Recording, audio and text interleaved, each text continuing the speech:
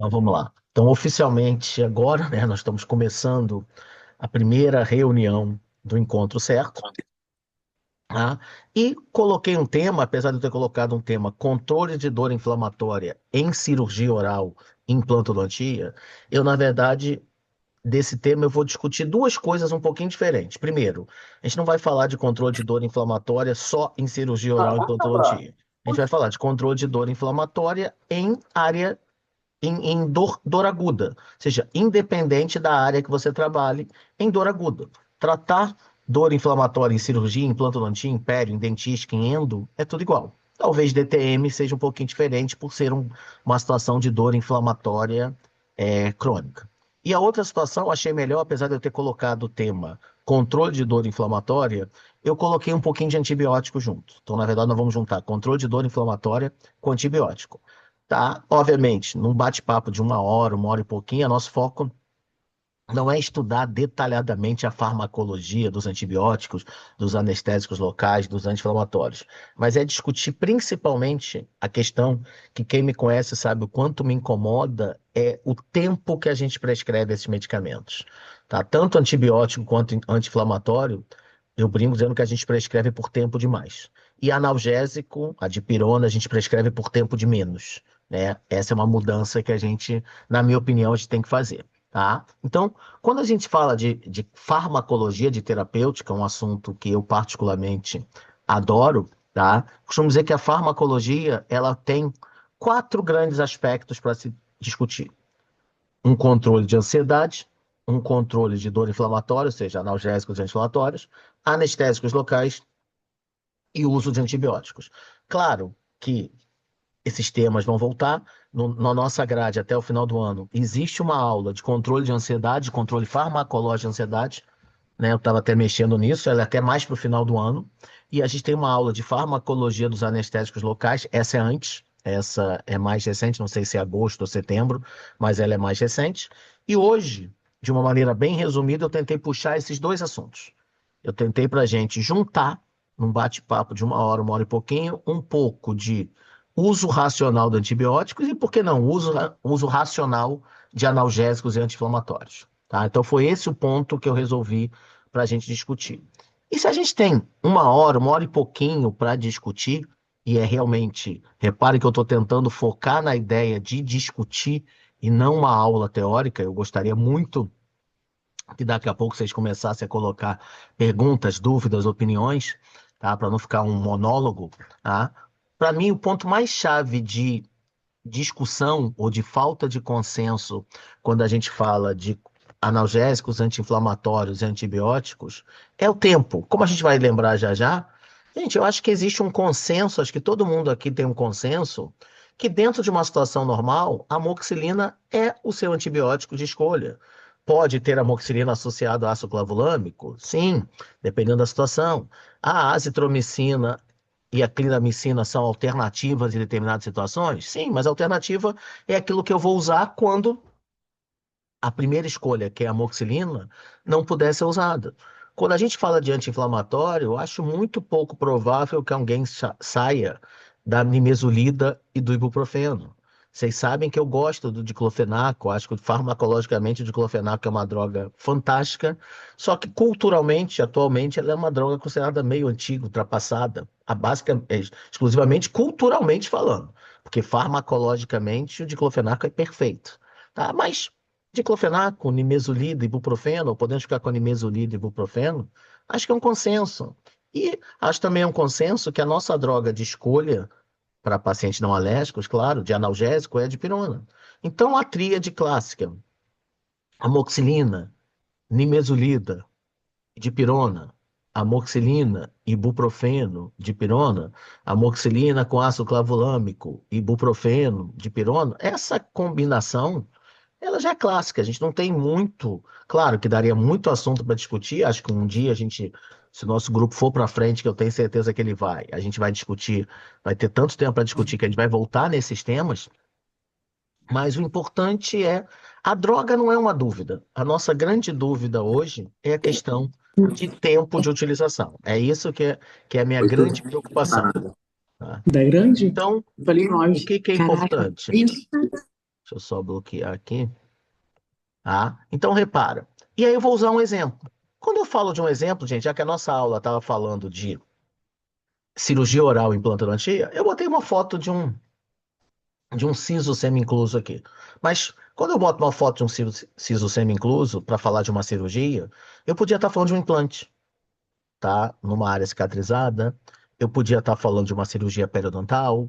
Eu podia estar falando de uma cirurgia parodontística. Eu poderia estar falando até de um tratamento clínico, tá? Estou falando de cirurgia pela questão do sangramento, tudo, mas eu poderia estar falando de qualquer área, qualquer manipulação invasiva, seja na cirurgia oral, seja na pério, seja na endo, seja no implante. O siso está aqui só como exemplo. E aí minha pergunta é bem simples. Imagina que você chegou um paciente no seu consultório saudável, tá? No caso do siso, a gente pensa num jovem, mas um paciente jovem, saudável, ou seja, sem nenhum problema sistêmico, tá? E você vai fazer uma cirurgia nele. Um siso, por exemplo, ou um implante, ou uma parodôntica, ou uma cirurgia periodontal. Usando o siso como exemplo, imagina que você acabou de fazer essa cirurgia agora. Como essa pessoa é uma pessoa saudável, você não fez nenhum antibiótico prévio, nada disso, depois a gente discute. Era um paciente jovem, saudável, a cirurgia fluiu sem nenhuma intercorrência, mais uma cirurgia, isso é importante vocês entenderem, uma cirurgia não foi aquela cirurgia de você encostar a alavanca e o dente sair, tá? Ou seja, uma cirurgia que dentro do esperado você teve que abrir um retalho, fazer osteotomia, fazer odontosecção. Se fosse uma parodôntica, você teria que ter feito a osteotomia, tá? E feito a secção radicular. Numa cirurgia periodontal, mesma coisa, você teve que abrir um retalho, descolamento, a técnica cirúrgica que for, se for um implante também, você abrir um retalho, tá? Mas independente do qual seja o procedimento que você fez, ele aconteceu sem nenhuma intercorrência. A cirurgia não foi uma cirurgia de 1 minuto, 2 minutos, mas foi uma cirurgia onde tudo fluiu super bem, tá? Coloquei a pericoronarite aqui para a gente ter ideia de que não existia uma infecção, um processo inflamatório prévio, era uma área saudável, tá? Então, o paciente, olha a cola, sistemicamente bem, sem nenhum problema cardiovascular, sem nenhuma doença imunossupressora, e localmente bem, sem nenhum aspecto de infecção ou inflamação no local. Você fez a cirurgia, toda a biossegurança respeitada, e chegou a famosa hora do pós-operatório desse paciente, onde você vai fazer a prescrição pós-operatória dele, tá? E aí vem a pergunta clássica, tá? Que numa aula com a gente junto, era a aula que eu ia para o quadro, vários de vocês já assistiram alguma aula de farmacologia, a hora que eu ia para o quadro para rabiscar isso que eu estou escrevendo aqui. Então, independente de vocês escreverem, de falar, eu queria que vocês mentalmente ou fisicamente tentassem responder essas perguntas. Você usaria antibiótico? Sim ou não? Qual droga você usaria? Por quanto tempo você usaria? Comece a pensar nisso. Se você usaria, num caso desse, de um siso, de uma parodôntica, de uma endo, de um implante, se você usaria antibiótico, sim ou não? Por qual droga você usaria e por quanto tempo você usaria? Mesma situação. Você usaria anti-inflamatório? Sim ou não? Se você usasse qual droga, se você usasse por quanto tempo. Repara, tanto antibiótico quanto anti-inflamatório, eu estou falando no pós-operatório, tá? Não no pré-operatório. Para mim, se você fez antibiótico pré-operatório ou não, não muda a minha pergunta, não muda para mim a resposta que eu quero ter agora. Fez profilaxia antibiótica, sim ou não? Isso não afeta o restante da pergunta. O anti-inflamatório é a mesma coisa. Se você fez anti-inflamatórios antes ou não, não afeta o restante da pergunta. E se você usaria analgésico no pós-operatório, regular ou SOS, sim ou não, que droga você usaria, tá? E por quanto tempo? Regular, SOS. Gente, esse é o ponto-chave. Esse slide, tá? Ele resume tudo que eu quero discutir com vocês. Qual a droga? Usar ou não usar? Ou seja, quando usar, quando não usar? Que droga utilizar? E por quanto tempo utilizar? E eu acho que o que eu mais quero discutir, já que a gente, dentro do nosso bate-papo, a gente tem que focar num tempo, num assunto, num tema, vamos dizer assim, o que eu mais queria discutir era a questão tempo. Por quanto tempo utilizar? Tá? Então, esse é o ponto-chave. Cada um já pensou na sua resposta. tá? Acho que aqui no chat não teve nenhuma ainda, então vamos nós. Vamos nós. É como eu brinco, quando eu estou numa aula presencial, no outro dia eu estava dando uma aula pelo CRO e eu botei esse lá, falei, ó, 15 segundos para cada um mentalmente pensar na sua resposta, né? Então, 15 segundos para a gente pensar, vamos até dobrar esse tempo. 30 segundos para a gente pensar, é o tempo de eu beber uma água e a gente definir, tá? Opa, chegou alguma resposta aqui, tá? Ó, a Bianca botou, usaria amoxicilina no mesilida de pirona. Show, as drogas perfeitas na minha opinião, tá? Se vou até melhorar a minha resposta. Usaria amoxicilina, nimesulida de pirona. Magda botou, usaria clavulin, nimesulida de pirona. Repara, quando a gente olha, o que que eu tô vendo? Amoxicilina com ácido clavulâmico, nimesulida. Gostei de ver nimesulida de 100, não nimesulida de 200, tá? Gostei de ver a dipirona, tá? Ó, também botou amoxicilina, nimesulida de pirona, beleza. O Coimbra botou amoxicilina, repara, gente, como as drogas vão sendo as mesmas, né? Minha única coisa triste é eu não ser o dono da indústria que produz a amoxicilina, nem o dono da indústria que produz a nimesulida, nem o dono da indústria que produz a dipirona, né? Porque as drogas são muito, muito caras, muito claras. Olha lá, amoxicilina, nimesulida, dipirona, tá? Gostei muito do amigo quando bota dipirona 1 grama, para mim, dipirona 500 miligramas, esquece. Gostei muito quando a gente vê nimesulida 100 miligramas de 12 em 12, não a invenção do 200 miligramas dose única diária, tá?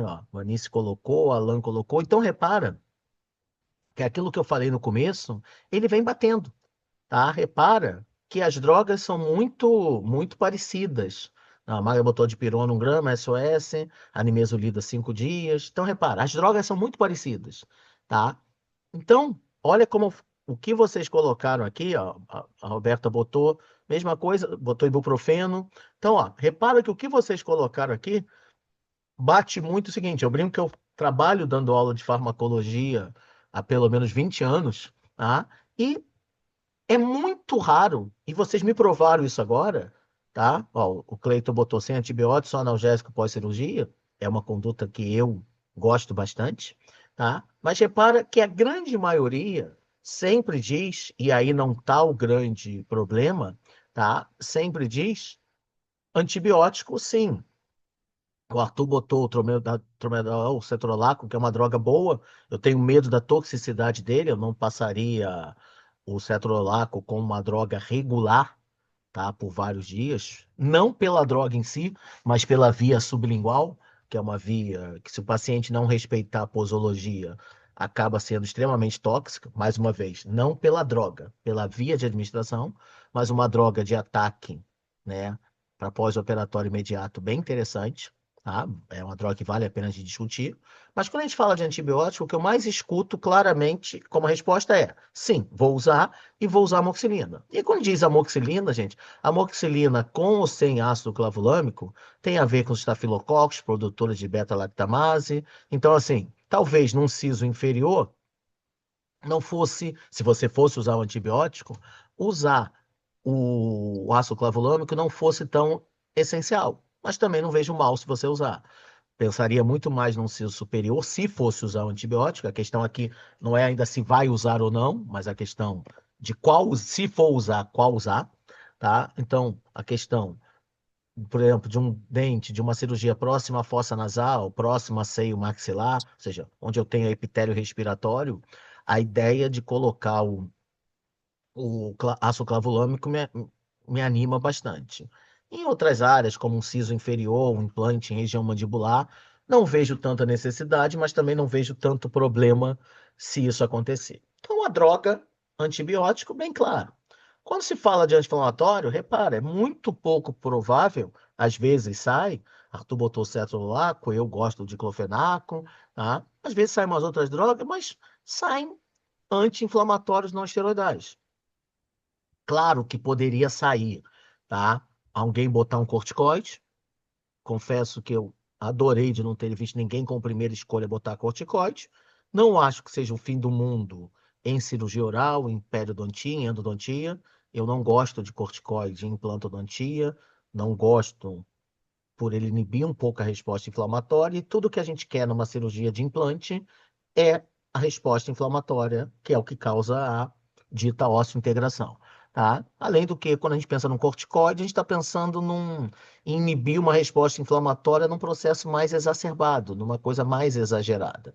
E num implante de dia a dia, nosso basicão, implantes unitários, simples, tá? Não vejo muito porquê. Mas ótimo ninguém ter colocado mais um assunto para um dia discutir. Então, repara que de um encontro nosso já saem temas para vários, tá? Um dia discutir a relação, tá, entre esteroidal e não esteroidal, o que que cada um tem. Mas hoje adorei a gente ficar com não esteroidal, que é o que é mais comum da gente usar. Então, não sei se vamos usar ou não, mas quando se usa, e vocês provaram isso, basicamente nimesulida, hoje a grande maioria usa nimesulida, tá? Nada contra o ibuprofeno. Nada contra nenhum dos dois, na verdade, tá? E quando a gente passa para o analgésico, aí sim, eu costumo dizer, não apareceu aqui, estou até voltando aqui para ver, mas acho que não apareceu, tá? Eu não vejo nenhuma lógica para o seu analgésico de primeira escolha num pós-operatório não ser a dipirona. Então, às vezes, quando eu coloco sim ou não, é porque tem muita gente que coloca SOS, em caso de dor. Né? Vocês já vão, a maioria já conhece a minha opinião, sabe que eu sou contra, tá? Só em caso de dor, para mim tem que ser regular. Mas nesse momento do slide, o importante para a gente, para mim, é pensar na questão usar, usar ou não usar, não. Que droga utilizar? Então, quando a gente olha esse slide, a amoxicilina, nimesulida ou ibuprofeno e dipirona, tá? Minha filha tá me olhando aqui com uma cara de maluco, gente. Não sei o que que significa isso, tá? Mas ela tá me olhando com uma cara estranha aqui, tá? E aí vem a pergunta: isso está certo? É bom que quando a gente fala em farmacologia, tá? Em terapêutica, eu costumo dizer que a não ser que você venha com uma prescrição muito doida, vou usar tetraciclina como antibiótico pós-operatório, tá? Vou usar Tilex regular numa extração de um siso erupcionado. A não ser quando alguém vem com uma prescrição muito doida, não existe em farmacologia o 100% certo, o 100% errado. Então, quando a gente olha essa prescrição, as drogas que vocês colocaram, tá? São drogas que cabem bem nessa situação, que talvez, com exceção, pensando no diclofenaco, talvez fosse, talvez não, são as drogas que eu uso de rotina. Usar amoxicilina quando necessário, usar nimesulida e ibuprofeno quando necessário, usar dipirona, aí para mim não é quando necessário, para mim é sempre, mas usar dipirona quando você achar necessário, beleza. Então a questão não é essa. Por quê? Quando a gente vai discutir, vamos entender cada uma. Aqui é a hora que a gente vai resumir. Uma aula de antibiótico de 4 horas, nós vamos resumir agora para 5, 10 minutos. Por que amoxicilina? Por que ácido clavulânico? Então a ideia é bem clara. Eu peguei algumas imagens de alguns slides, onde a gente, de maneira bem rápida, entende o seguinte: quando nós, e aí nesse momento, não importa se você é médico, se você é dentista, mas você é um profissional ambulatorial. Ninguém aqui está falando de usar antibiótico em casos de infecções extremamente graves. Para quem trabalha em hospital, esse slide não é uma verdade. Paciente com uma infecção severa, os critérios de escolha de um antibiótico não são esses, tá? Ou seja, quando você está colocando em risco a vida da pessoa, você geralmente usa antibióticos de maior espectro, mesmo sabendo que muitas vezes eles são mais tóxicos. Então, nós estamos aqui conversando sobre uma antibiótico terapia, uso terapêutico de antibiótico ou profilático, é isso que a gente vai discutir, tá? Em consultório, pacientes com alterações leves, moderadas. Então não tenha dúvida que o nosso antibiótico de primeira escolha é um antibiótico, tá? Ó, fizeram um rabisco na tela, não tem problema não, gente, tá? Só que quando vocês pegarem a tela, como eu estou compartilhando com todo mundo, vocês conseguem fazer rabiscos na tela, tá? Podem botar um coraçãozinho, não tem problema nenhum não, tá? Então, repara, quando a gente fala de antibiótico, não tenham dúvida, se eu for escolher um antibiótico para usar no meu consultório, eu tenho que usar preferencialmente um antibiótico do menor espectro possível, com a menor toxicidade possível, preferencialmente um antibiótico bactericida, tá? E, claro, se possível, antibiótico de menor custo. Então, entre toda uma gama de antibióticos que existe, eu costumo dizer, você é dono de uma farmácia, você vai usar um antibiótico, você vai botar um antibiótico de um espectro reduzido e, claro, adequado, um antibiótico de baixa toxicidade, um antibiótico preferencialmente bactericida e, claro, custo é sempre importante. E aí não tenha dúvida, quando a gente pensa nesses critérios, gente, não tenha dúvida que a penicilina de primeira geração, penicilina G cristalina, penicilina G benzatina, penicilina G procaína, que Fleming, né, nesse cantinho aqui, tá, descobriu através de umas bactérias que estragaram o experimento dele com fungo, como todas as grandes descobertas da humanidade, meio que por acaso, tá? Quando o Fleming descobriu a penicilina, sem ter esse nome, ele, no fato, descobriu uma droga de espectro bem pequeno, de pouca toxicidade, de baixo custo, se a gente falar hoje, bactericida, e a dúvida é, o espectro é pequeno, mas ele é adequado para odontologia. Então é por isso que, apesar da penicilina G cristalina ser a única droga natural que existe, a penicilina G, tá? Até hoje, dentro de um hospital, quando você hospital por ela ser injetável, ela é utilizada em odontologia, tá? E aí começou a surgir, beleza, então eu já entendi por que que eu uso a penicilina. Mas por que que eu uso a amoxicilina? Porque através de alterações na estrutura química da penicilina da primeira geração, foi criada uma penicilina de segunda geração. Várias, amoxicilina, ampicilina, que são penicilinas de espectro um pouquinho maior, o que aparentemente iria contra o nosso conceito de espectro reduzido, mas esse pouquinho maior é fantástico contra, olha aqui no slide, os bastonetes anaeróbios gram-negativos. Fusobactéria, Prevotella, ou seja, nossos grandes inimigos. Então, quando a gente pensa, eu sempre digo assim, pegando esse primeiro slide aqui da aula, aumentar o espectro de ação me parece uma boa? Por esse primeiro slide, não. Mas se eu digo que eu vou aumentar o espectro um pouquinho, e esse pouquinho for para tornar esse antibiótico melhor, mais eficiente contra os nossos maiores inimigos, vale a pena? Isso vale a pena, tá? Vamos ver, chegaram colocações aqui. Ah, peraí, deixa eu tentar. Se alguém está aparecendo os slides, peraí, deixa eu ver aqui. Deixa eu ver. Estranho isso, porque não era para estar aparecendo. Deixa eu diminuir aqui todas as minhas telas. Ver se quem estava tendo o slide na frente, ver se desapareceu. Se só tem um quadradinho no canto superior direito agora. Eu fechei umas telas, tá? Ver se aconteceu. Foi. Então só tem no canto direito aqui em cima, onde eu tô com o mouse, um quadradinho. É isso? Onde eu tô passando o mouse. Vocês só estão vendo isso? Beleza, então isso aqui é a minha câmera para eu conseguir ver se não está congelando, tá? Eu vou fechar aqui o chat, tá? Então, repetindo essa parte. Quando a gente fala da moxilina, ela tem um espectro um pouco maior do que as outras gerações, tá? Do que a primeira geração.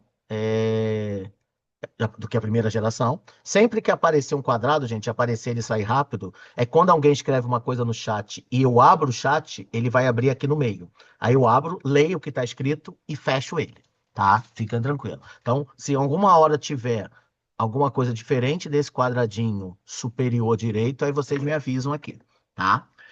Então, a amoxicilina, nenhuma dúvida, que é uma droga de segunda geração, perfeita para gente. Todo mundo que já assistiu aula comigo sabe que eu brinco muito dizendo o seguinte: Renato, se as penicilinas estão estão na oitava geração, por que que a gente usa a segunda geração? Por que a gente não usa a oitava?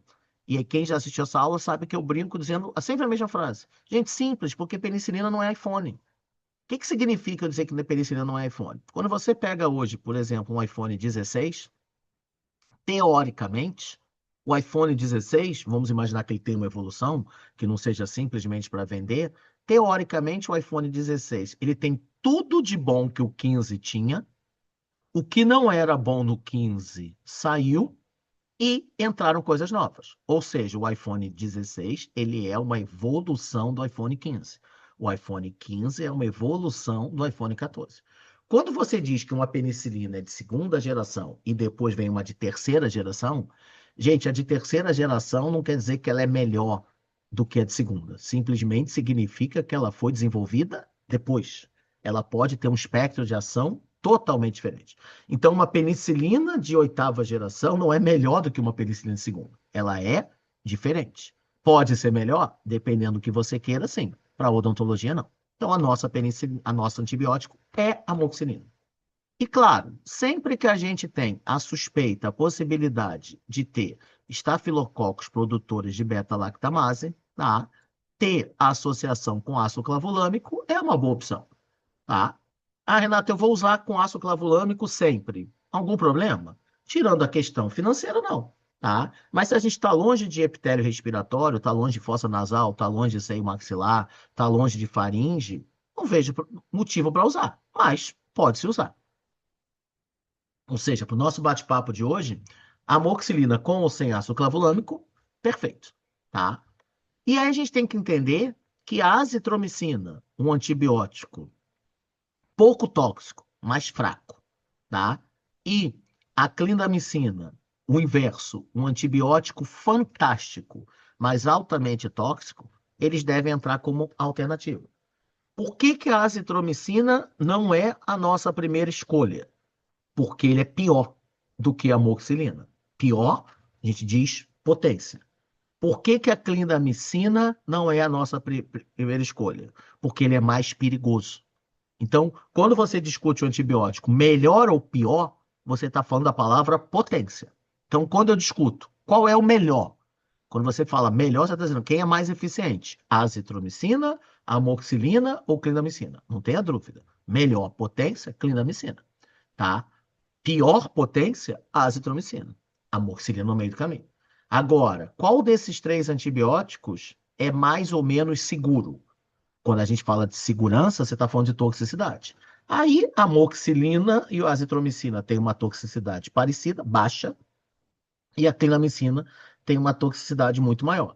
Então, gente, se a azitro e a clinda, perdão, se a azitromicina e a amoxicilina têm toxicidades parecidas, mas a amoxicilina é mais eficiente para a odontologia, ela tem que ser a nossa primeira escolha.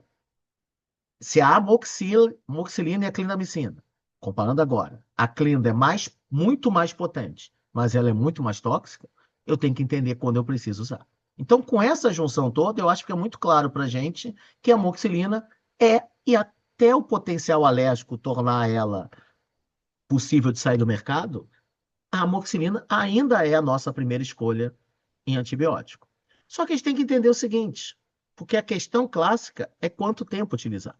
Tá? Porque quando a gente fala em antibiótico, entenda que a farmacologia ela conhece três usos para um antibiótico. Isso é muito interessante. A farmacologia ela conhece, se você pegar o livro se você pegar o livro de farmacologia, não o livro de terapêutica, o livro de farmacologia vai dizer que você usa antibiótico para, vou resumir, prevenir, olha meu mouse, prevenir uma infecção à distância.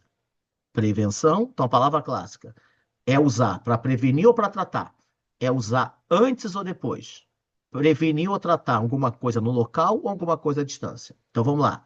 O que que é profilaxia antibiótica? É usar antes, beleza? Para prevenir, ótimo, qualquer infecção à distância, como endocardite. Antes, prevenir, distância, se chama profilaxia antibiótica. Os nossos tão famosos 2 gramas de amoxicilina 1 hora antes do procedimento. Agora, tem gente que começa e não tem embasamento na literatura, mas não é o nosso foco discutir. Meu foco é discutir com vocês antibiótico pós-cirúrgico, hoje. Mas muita gente começa, pega um paciente e começa a fazer antibiótico antes da cirurgia. Um dia antes, 1 hora antes, mas não é 1 hora antes usando 2 gramas de amoxicilina, não. Renato, eu começo a fazer um dia antes, faço 1 grama de amoxicilina na véspera. Eu costumo dizer que todas essas coisas loucas, 1 grama na véspera, depois eu faço 1 grama 1 hora antes. A gente costuma dizer que isso até pode dar certo, mas sem embasamento científico. E tudo que pode dar certo sem embasamento científico não é ciência, é simpatia, é crendice popular. Se a crendice dá certo, continua, mas não tem embasamento. Mas o importante para a gente, esse uso de antibiótico pré-operatório, mas para prevenir alguma coisa no local, isso se chama dose de ataque. O terceiro uso de antibiótico é mais clássico, que não é o nosso foco aqui, é quando você usa um antibiótico para tratar uma infecção.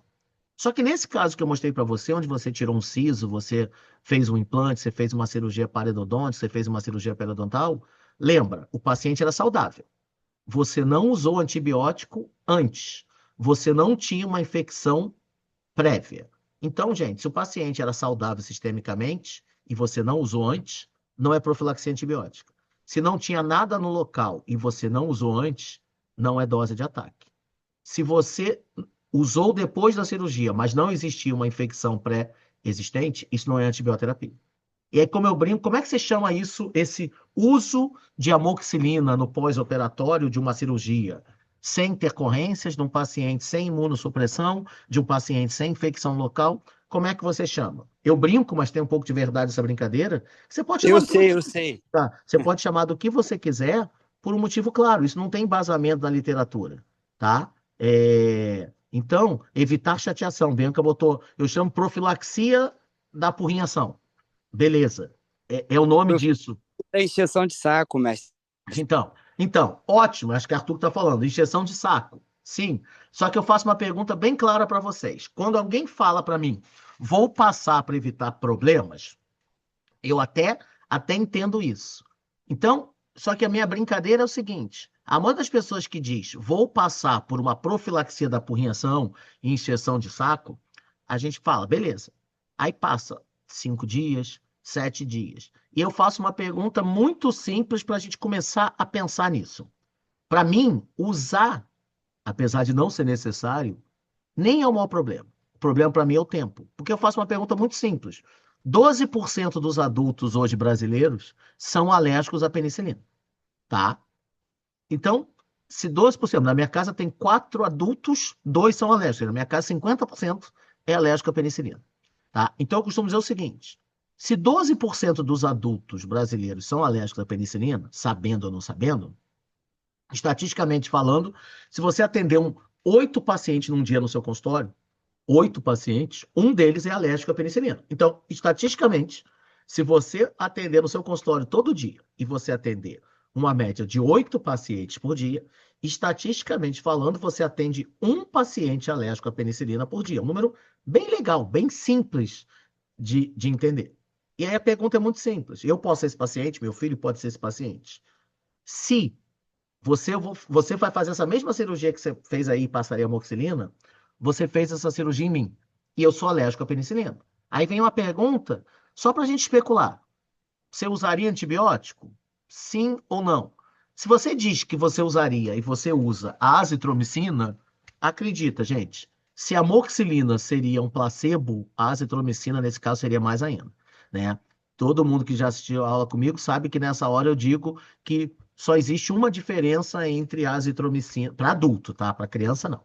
E para otorrino também não. Tô falando adulto paciente odontológico. Só existe uma diferença entre a azitromicina e água com açúcar em odontologia. É que a água de açúcar não é gostoso, tá? A azitromicina não. Não tem nenhum efeito, nenhum. Em adultos, nesse caso, vocês estão falando. E quando a gente fala da Clinda, é uma droga, não tenha dúvida, melhor, mas extremamente tóxica. E aí vem a pergunta: aquele paciente quer fazer o sisinho, ou o paciente chegou no seu consultório para fazer um implantezinho unitário, tá? Bem simples, mas ele é alérgico à penicilina. Você passaria o antibiótico pós-operatório para ele? Sim ou não? E se você passasse, se esse qual? E se esse antibiótico for a Clinda, quanto tempo você passaria? Eu sei que a gente não está falando do tempo da amoxicilina, mas quando a gente pensa em amoxicilina, a gente pensa muito, erradamente, mas a gente pensa muito em 5 dias, 7 dias, tá? E quarto, chegou uma frase aqui. E terceiro ponto, talvez o mais importante. Já que você tem que entender que você pode chamar esse antibiótico aqui, pós-operatório, como você quiser, já que não tem um nome na literatura. Você pode usar por quanto tempo você quiser. Mas não esqueça, ele não é terapêutico, ele é profilático. Renato, o que que significa que ele é profilático? Deixa para daqui a pouquinho, tá? Então, repara, apertei aqui sem querer, tá? Deixa eu só mexer aqui no slide, tá? Então, mexi aqui no slide. Então, vamos lá. Chegaram duas colocações aqui, talvez apareça a taxa, porque eu vou ver para vocês, tá? Então, assim, evitar chateação, não passaria, cefalexina. Acho que hoje, por exemplo, quando a Magda coloca cefalexina, eu tenho duas observações sobre a cefalexina. tá? A primeira observação sobre a cefalexina é a questão da reação cruzada. Em torno de 15% da população, em torno de 15%, em torno de 15 a 20% dos pacientes alérgicos à penicilina, ao usar a cefalexina, a cefalosporina como um todo, vão se tornar alérgicos. Então, estatisticamente, vamos transformar isso aí em 20 para piorar a nossa situação, ou 15, tá? De cada 5, 6 pacientes alérgicos à penicilina, se você der.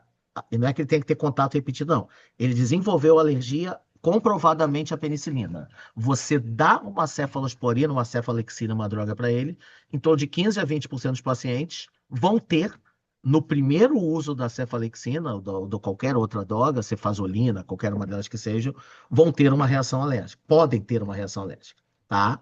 E eu acho a cefalexina, tá? Eu acho as cefalosporinas drogas sensacionais quando você pensa em infecção de pele. Então, por exemplo, se eu tivesse um paciente que, na minha época de hospital, eu fosse drenar um abscesso por via extraoral, tá? Fazendo a incisão em pele, tá? Aí sim, pela flora bacteriana da pele, a cefalexina ela tem um efeito bem legal, tá?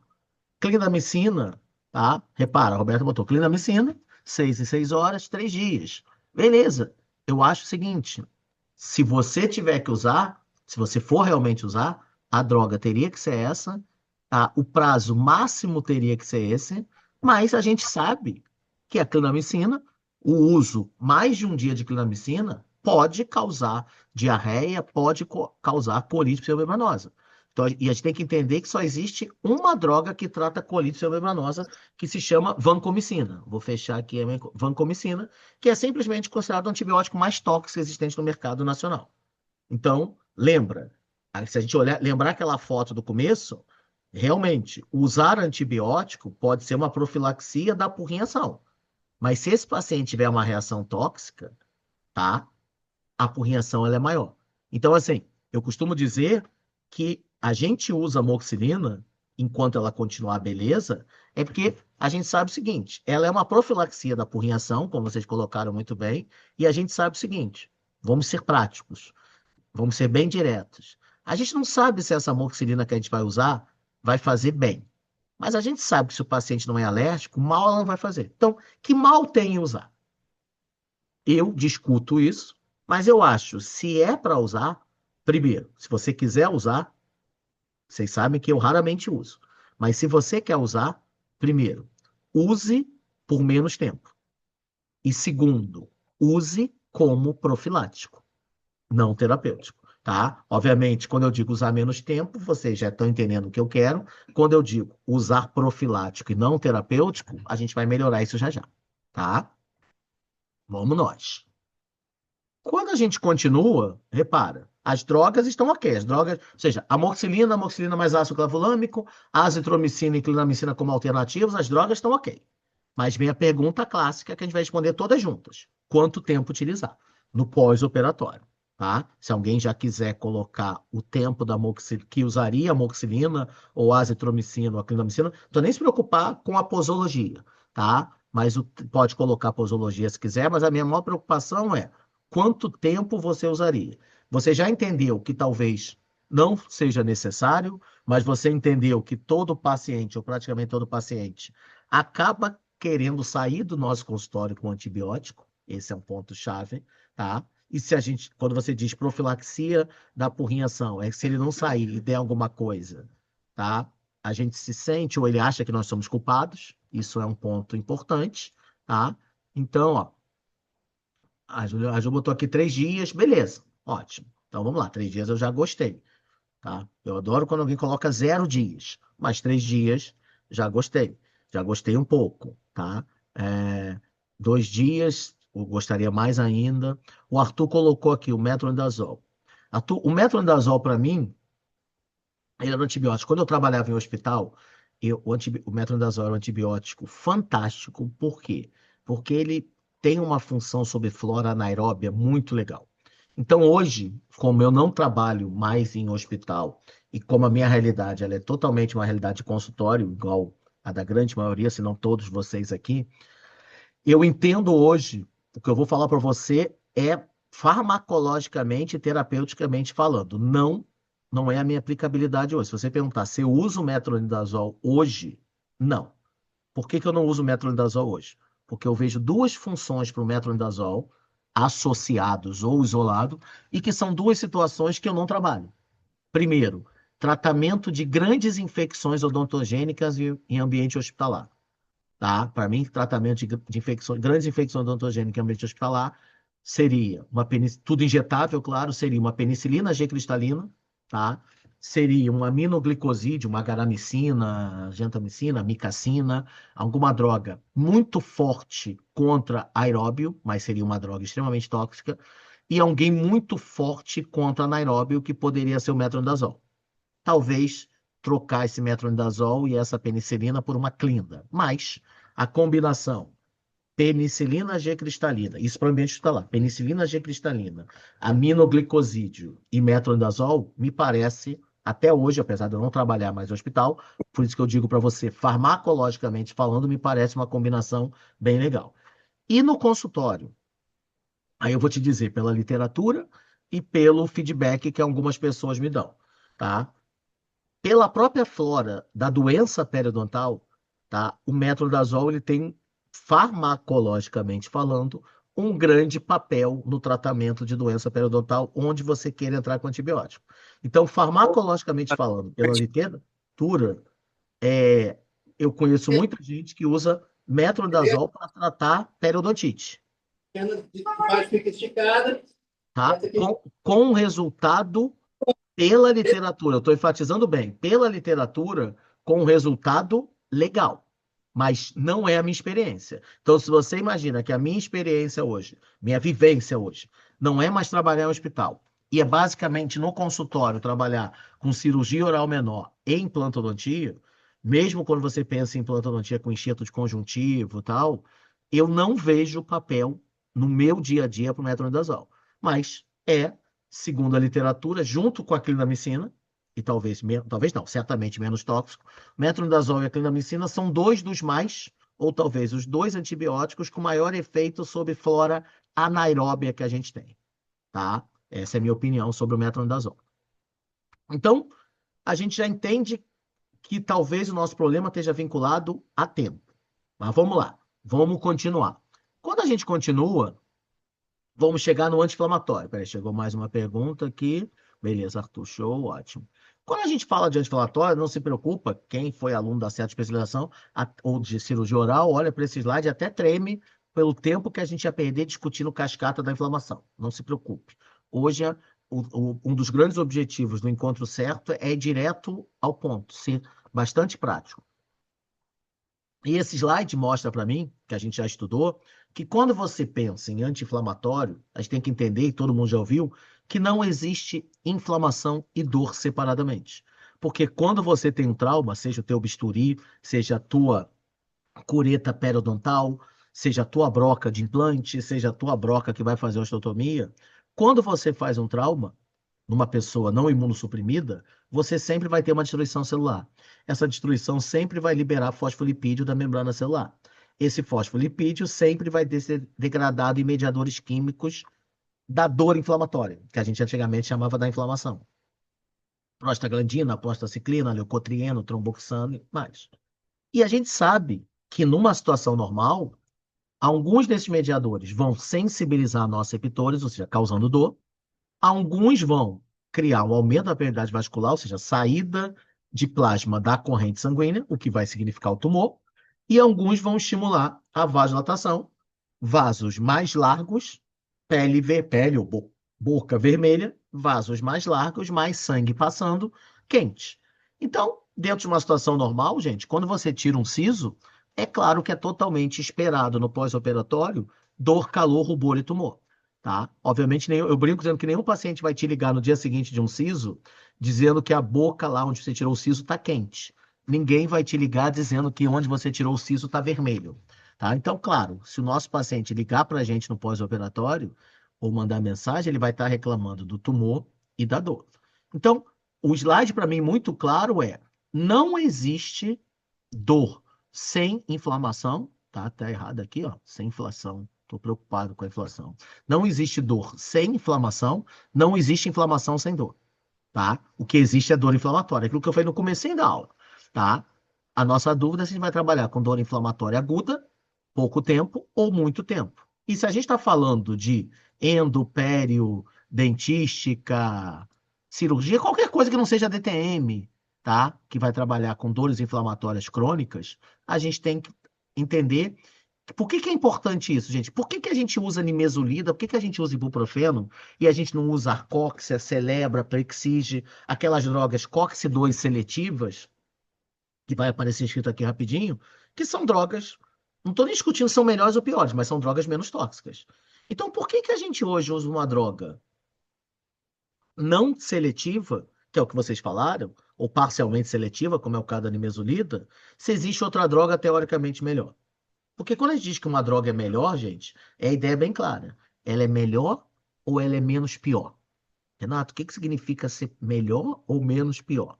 Lembra sempre, potência e toxicidade. Então, quando eu vou tratar, ou quando eu vou usar um anti-inflamatório, um analgésico, um antibiótico no pós-operatório, a Magda botou para maior custo, concordo. Mas o problema é o seguinte, ainda mais você, Magda, rica, dentista bem-sucedida, tá? Então, repara o seguinte, qual é o problema desse anti-inflamatório? Será que se a Arcoxia Celebra Plexige ela fosse o mesmo preço dos outros, ela seria bom para gente? Talvez sim, mas se ela não fosse uma droga dose única diária.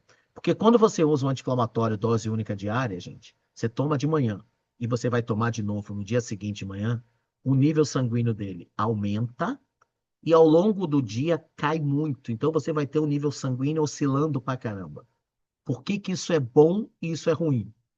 Ao ter um nível sanguíneo oscilando pra caramba, você diminui a chance de toxicidade de um remédio. E quando você diminui a chance de uma toxicidade de um remédio, você torna o remédio não melhor, você torna o remédio mais seguro. E é importante que o remédio seja muito seguro para usuários crônicos, aqueles que vão usar por muito tempo. Um paciente oncológico, um paciente de um ortopedista, um paciente de um dentista que trabalha com DTM, se você vai prescrever um anti-inflamatório para esse paciente por um mês e meio, 2 meses, em algumas áreas da medicina, para a vida inteira, tá?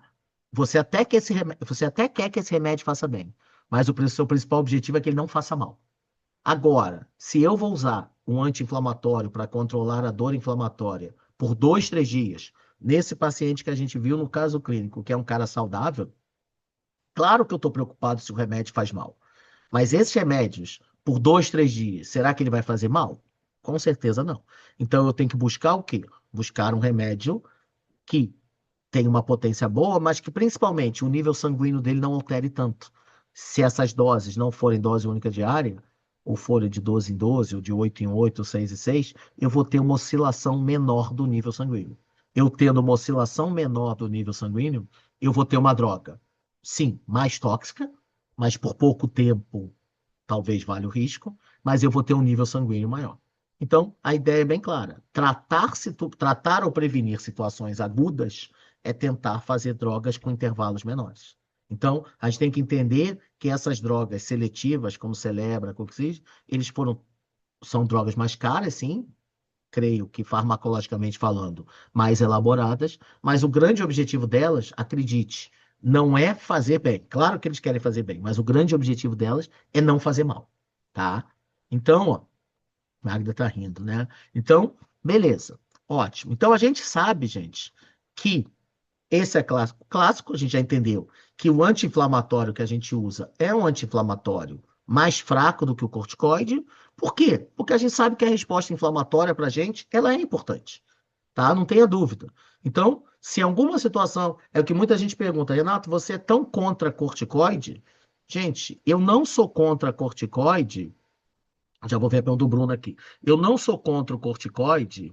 Já vou responder a do Bruno aqui primeiro, porque eu vi uma coisa interessante. O Aflex pode ser uma dose diária, faz menos pior que a mesma de 12 em 12? Bruno, ótima pergunta. Repara o seguinte: se você me perguntar, nimesulida dose única diária, 200 miligramas, tá? Não Aflex, você me perguntou nimesulida. Nimesulida 200 miligramas, dose única diária, ou nimesulida 100 miligramas de 12 em 12 horas, justamente pela manutenção do nível sérico da pessoa, a nimesulida de 100 miligramas ela é muito mais indicada. Mas o Aflex é uma droga de liberação lenta. Então, tá? Se você falar, vou usar o Arflex 200 miligramas, dose única diária, a potência e a toxicidade dele vão ser muito parecidas com a nimesulida de 100 de 12 em 12. Resumindo, Renato, você vê alguma vantagem em usar anti-inflamatório nimesulida, 200 miligramas, dose única diária? Se for um nome genérico, não só não vejo vantagem, como vejo desvantagem. Ah, e se essa droga for o Arflex? Não vejo vantagem nem desvantagem. Talvez a vantagem do paciente tomar uma vez só por dia. Relação comodidade. Tá? Surgiu mais alguma pergunta aqui. Vamos lá. Tá? Então, Arthur, exatamente isso. Então, assim, o que eu costumo dizer é não confundam nimesulida 200 miligramas com nimesulida 200 miligramas de liberação lenta, como é o Arflex. Aí vale a pena. Tá? Magda botou aqui, tenho feito 8 miligramas de Decadon, uma hora antes do CIS incluso. E depois um comprimido por mais 2 dias. Magda, eu vou te mostrar uma coisa aqui. Deixa eu fazer uma conta rápida aqui. Tá, ó. 8 miligramas de Decadron. Bruno, já vi a tua pergunta. 8 miligramas de Decadron, uma hora antes. Depois, espera aí. Depois, um comprimido de 4 miligramas, uma vez ao dia, por mais 2 dias. Então, deixa eu ver se eu acertei a conta. 8 miligramas, tá? Depois 4, depois 4. 16 miligramas. Tá? Então vamos transformar num dia. Vou fazer uma conta simples. Se você fez, hoje é segunda-feira. Se você fez 8 miligramas hoje para fazer uma cirurgia, e amanhã você faz mais 4, depois você faz mais 4 na quarta-feira, acredito que eu vou te falar. Você tem anti-inflamatória na corrente sanguínea, mais ou menos, para usar como anti-inflamatório, mais ou menos até quarta, quinta-feira da semana que vem. Algo em torno de 10, 11 dias de nível de anti-inflamatório. E a minha grande briga é, que é o que eu falo que vai aparecer escrito no slide.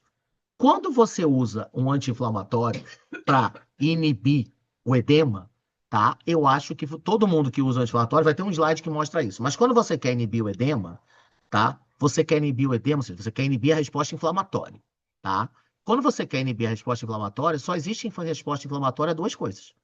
Inflamação é uma resposta a um trauma ou uma infecção, tá? Então, quando você fez uma cirurgia periodontal, endodôntica, implante, siso, e você faz o anti-inflamatório, não estou nem falando de dor, porque quando você fala em usar corticoide, a gente sabe que o corticoide ele é mais fraco para controle de dor do que o não esteroidal. Então, quem usa corticoide, acho que vai concordar comigo que isso te obriga, e aí eu não vejo nenhum problema, te obriga a usar a dipirona associada, o que para mim é ótimo.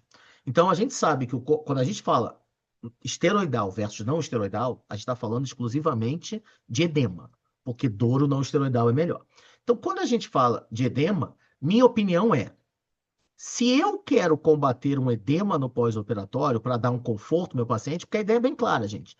Por que eu quero que meu paciente não inche? Eu quero que ele não inche por profilaxia da porrinhação, para ele não ficar enchendo a paciência, para ele me indicar outros pacientes. Ou seja, toda vez que a gente quer que o paciente não inche, tá? É por uma questão social, barra financeira, barra de indicação. Porque todo mundo aqui entende, talvez o nosso paciente não, que edema é reparação. E reparação é bom. Então, quando a gente não quer que o paciente não inche, por uma questão social, de indicação, de consultório, e a gente briga a gente está o dia inteiro brigando para ter o paciente no consultório, então eu respeito isso, mas quando a gente usa um anti-inflamatório no paciente, eu quero combater a resposta inflamatória do trauma. Mas principalmente para quem é da implantodontia, gente, a gente sabe se esse paciente começar a ter uma infecção pós-operatória, essa infecção, se hoje é segunda-feira, se eu opero ele, essa infecção ela deve começar a se manifestar, porque a infecção se manifesta como resposta inflamatória. Ela vai começar a se manifestar lá para o quarto, quinto dia. Então, hoje, para mim, se eu entro com anti-inflamatório para o paciente, hoje é segunda-feira, gente, se eu vou fazer uma cirurgia hoje, e eu entro com anti-inflamatório, não para controlar a dor, a gente vai falar, mas para controlar edema, eu quero que esse anti-inflamatório atue até amanhã, no máximo até quarta-feira. Tá? Por quê? Porque na quinta-feira eu quero que ele comece a desinchar, para eu ver uma melhora. Porque se na sexta-feira ou no sábado ele inchar de novo, eu sei que não é uma resposta inflamatória ao trauma, é uma resposta inflamatória à infecção. E aí eu tenho que tratar. E tratar infecção em odontologia não é com anti-inflamatório, não é com antibiótico, é com manipulação. Então, quando você fala do Decadron, eu costumo dizer o seguinte, vou dividir o que a Amanda botou em duas maneiras. Uma, antes, apesar da literatura não considerar errado usar 8 miligramas de Decadron, 8, usar 8 ou usar 4, eu não conheço nenhum trabalho na literatura que mostre diferença estatística significativa em edema pós-operatório. Então, para mim, o 4 miligramas, ele é o suficiente. Quando eu uso corticoide, em pacientes vai fazer cirurgia maior, em várias situações, paciente com história de alergia, paciente que faz uso de anticoagulante, existe uma série de situações, principalmente na implantodontia, tá? Onde eu não gostaria de usar corticoide por causas locais, mas por causas sistêmicas eu uso. Então, quando eu uso corticoide hoje, o 4 miligramas pré-operatório, o mais próximo possível, não precisa nem ser uma hora, pode ser um minuto antes da cirurgia, ele é uma ótima opção. E 4 ou 8, eu até hoje não vi na literatura nenhum trabalho, tá? Nenhuma revisão sistemática, nem nada assim, que mostre uma diferença significativa, tá? Agora, minha opinião clara, Magda, e se dando certo no teu consultório, é o que a gente faz. Prometo que eu não vou falar quanto tempo a gente faz, porque se eu falar quanto tempo eu tenho de formado, eu falo quanto tempo você tem. Exatamente, né? Mas a gente faz há bastante tempo isso. Se dá certo, beleza, show de bola. Mas o que eu vou te dizer, pela literatura, esse corticoide no pós-operatório não adianta de nada. Era melhor tirar o corticoide no pós-operatório e deixar exclusivamente a dipirona, tá? Bruno colocou, mas em relação à toxicidade, é a mesma coisa? Bruno, você está falando da nimesulida. Se for o Aflex, sim. Se for, tá? Porque o que que acontece? Quando eu faço um nimesulida de 100 miligramas, tá? A nimesulida é uma droga pouco tóxica, tá? Então, na verdade, hoje, você usar nimesulida de 200 ou usar nimesulida de 100, 12 em 12, a toxicidade dela é bem pequena.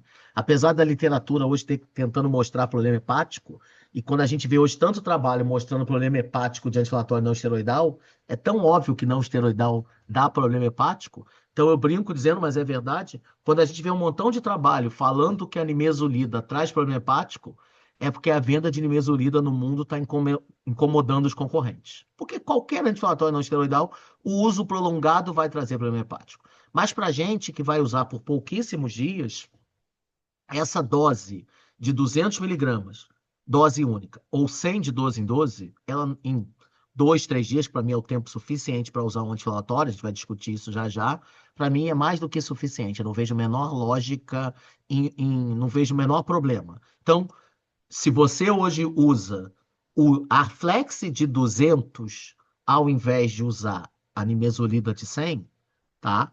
Eu não acho que você vai estar tornando menos tóxico, não. Mas eu acho que você vai estar aumentando o conforto do paciente.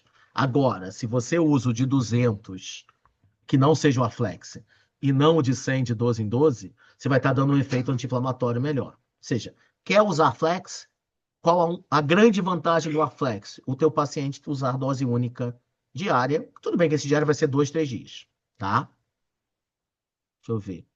Sem anti-inflamatório depois. Perfeito, Magra. Se você fez qualquer dose que seja de corticoide, não tem a menor lógica passar não esteroidal depois, tá?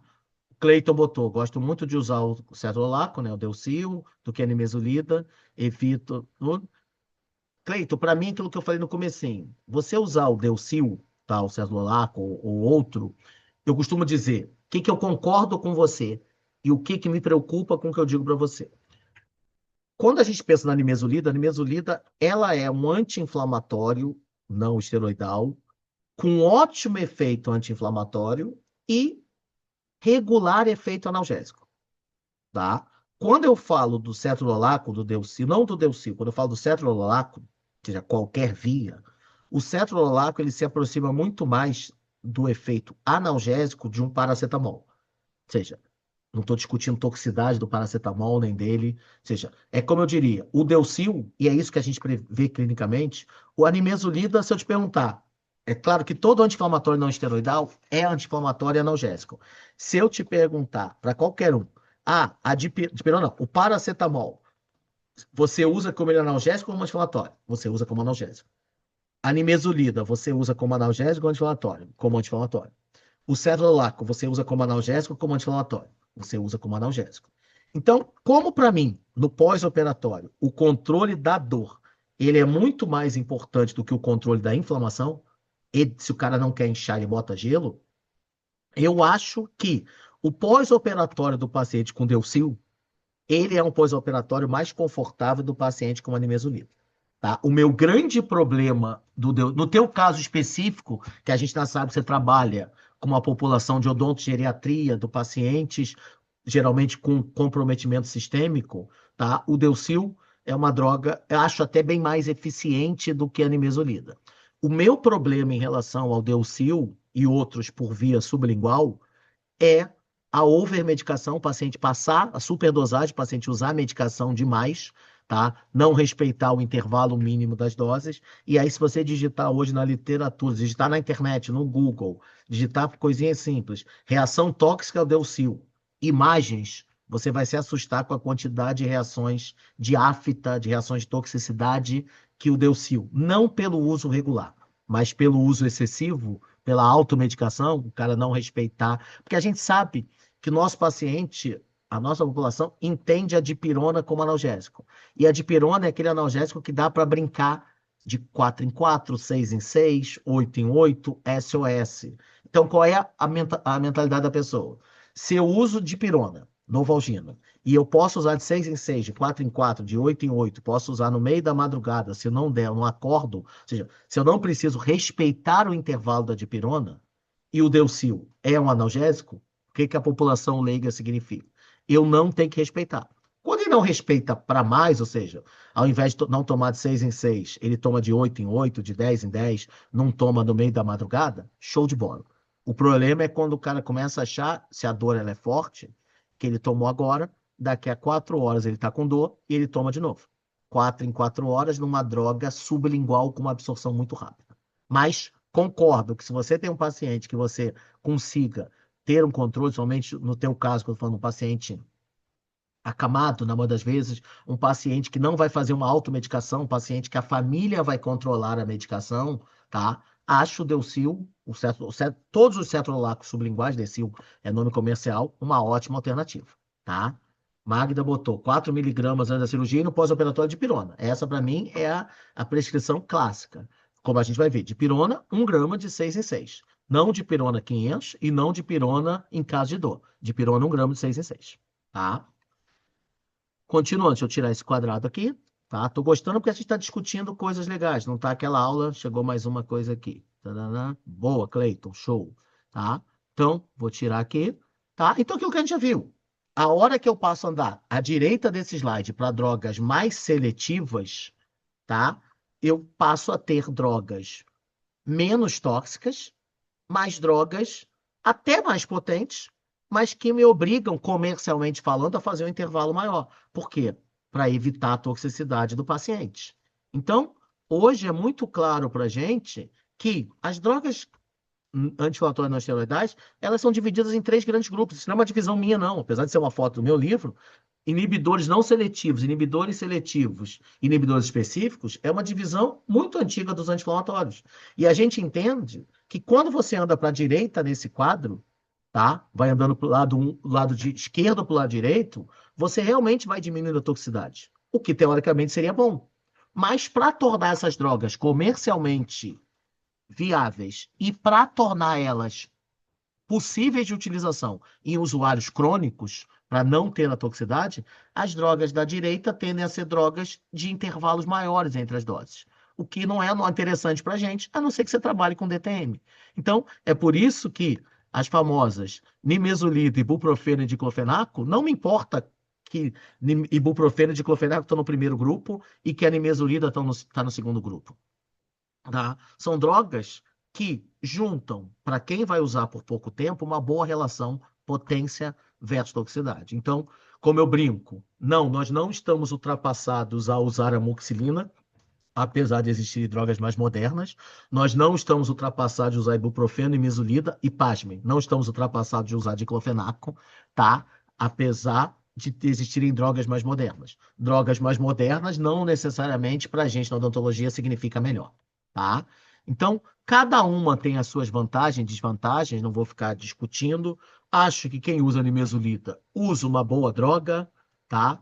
Acho que quem usa ibuprofeno usa uma droga fraca, mais segura, tá? Ou seja, na verdade, quando eu comparo essas duas drogas, eu estou falando, do ponto de vista de segurança, as duas bastante seguras.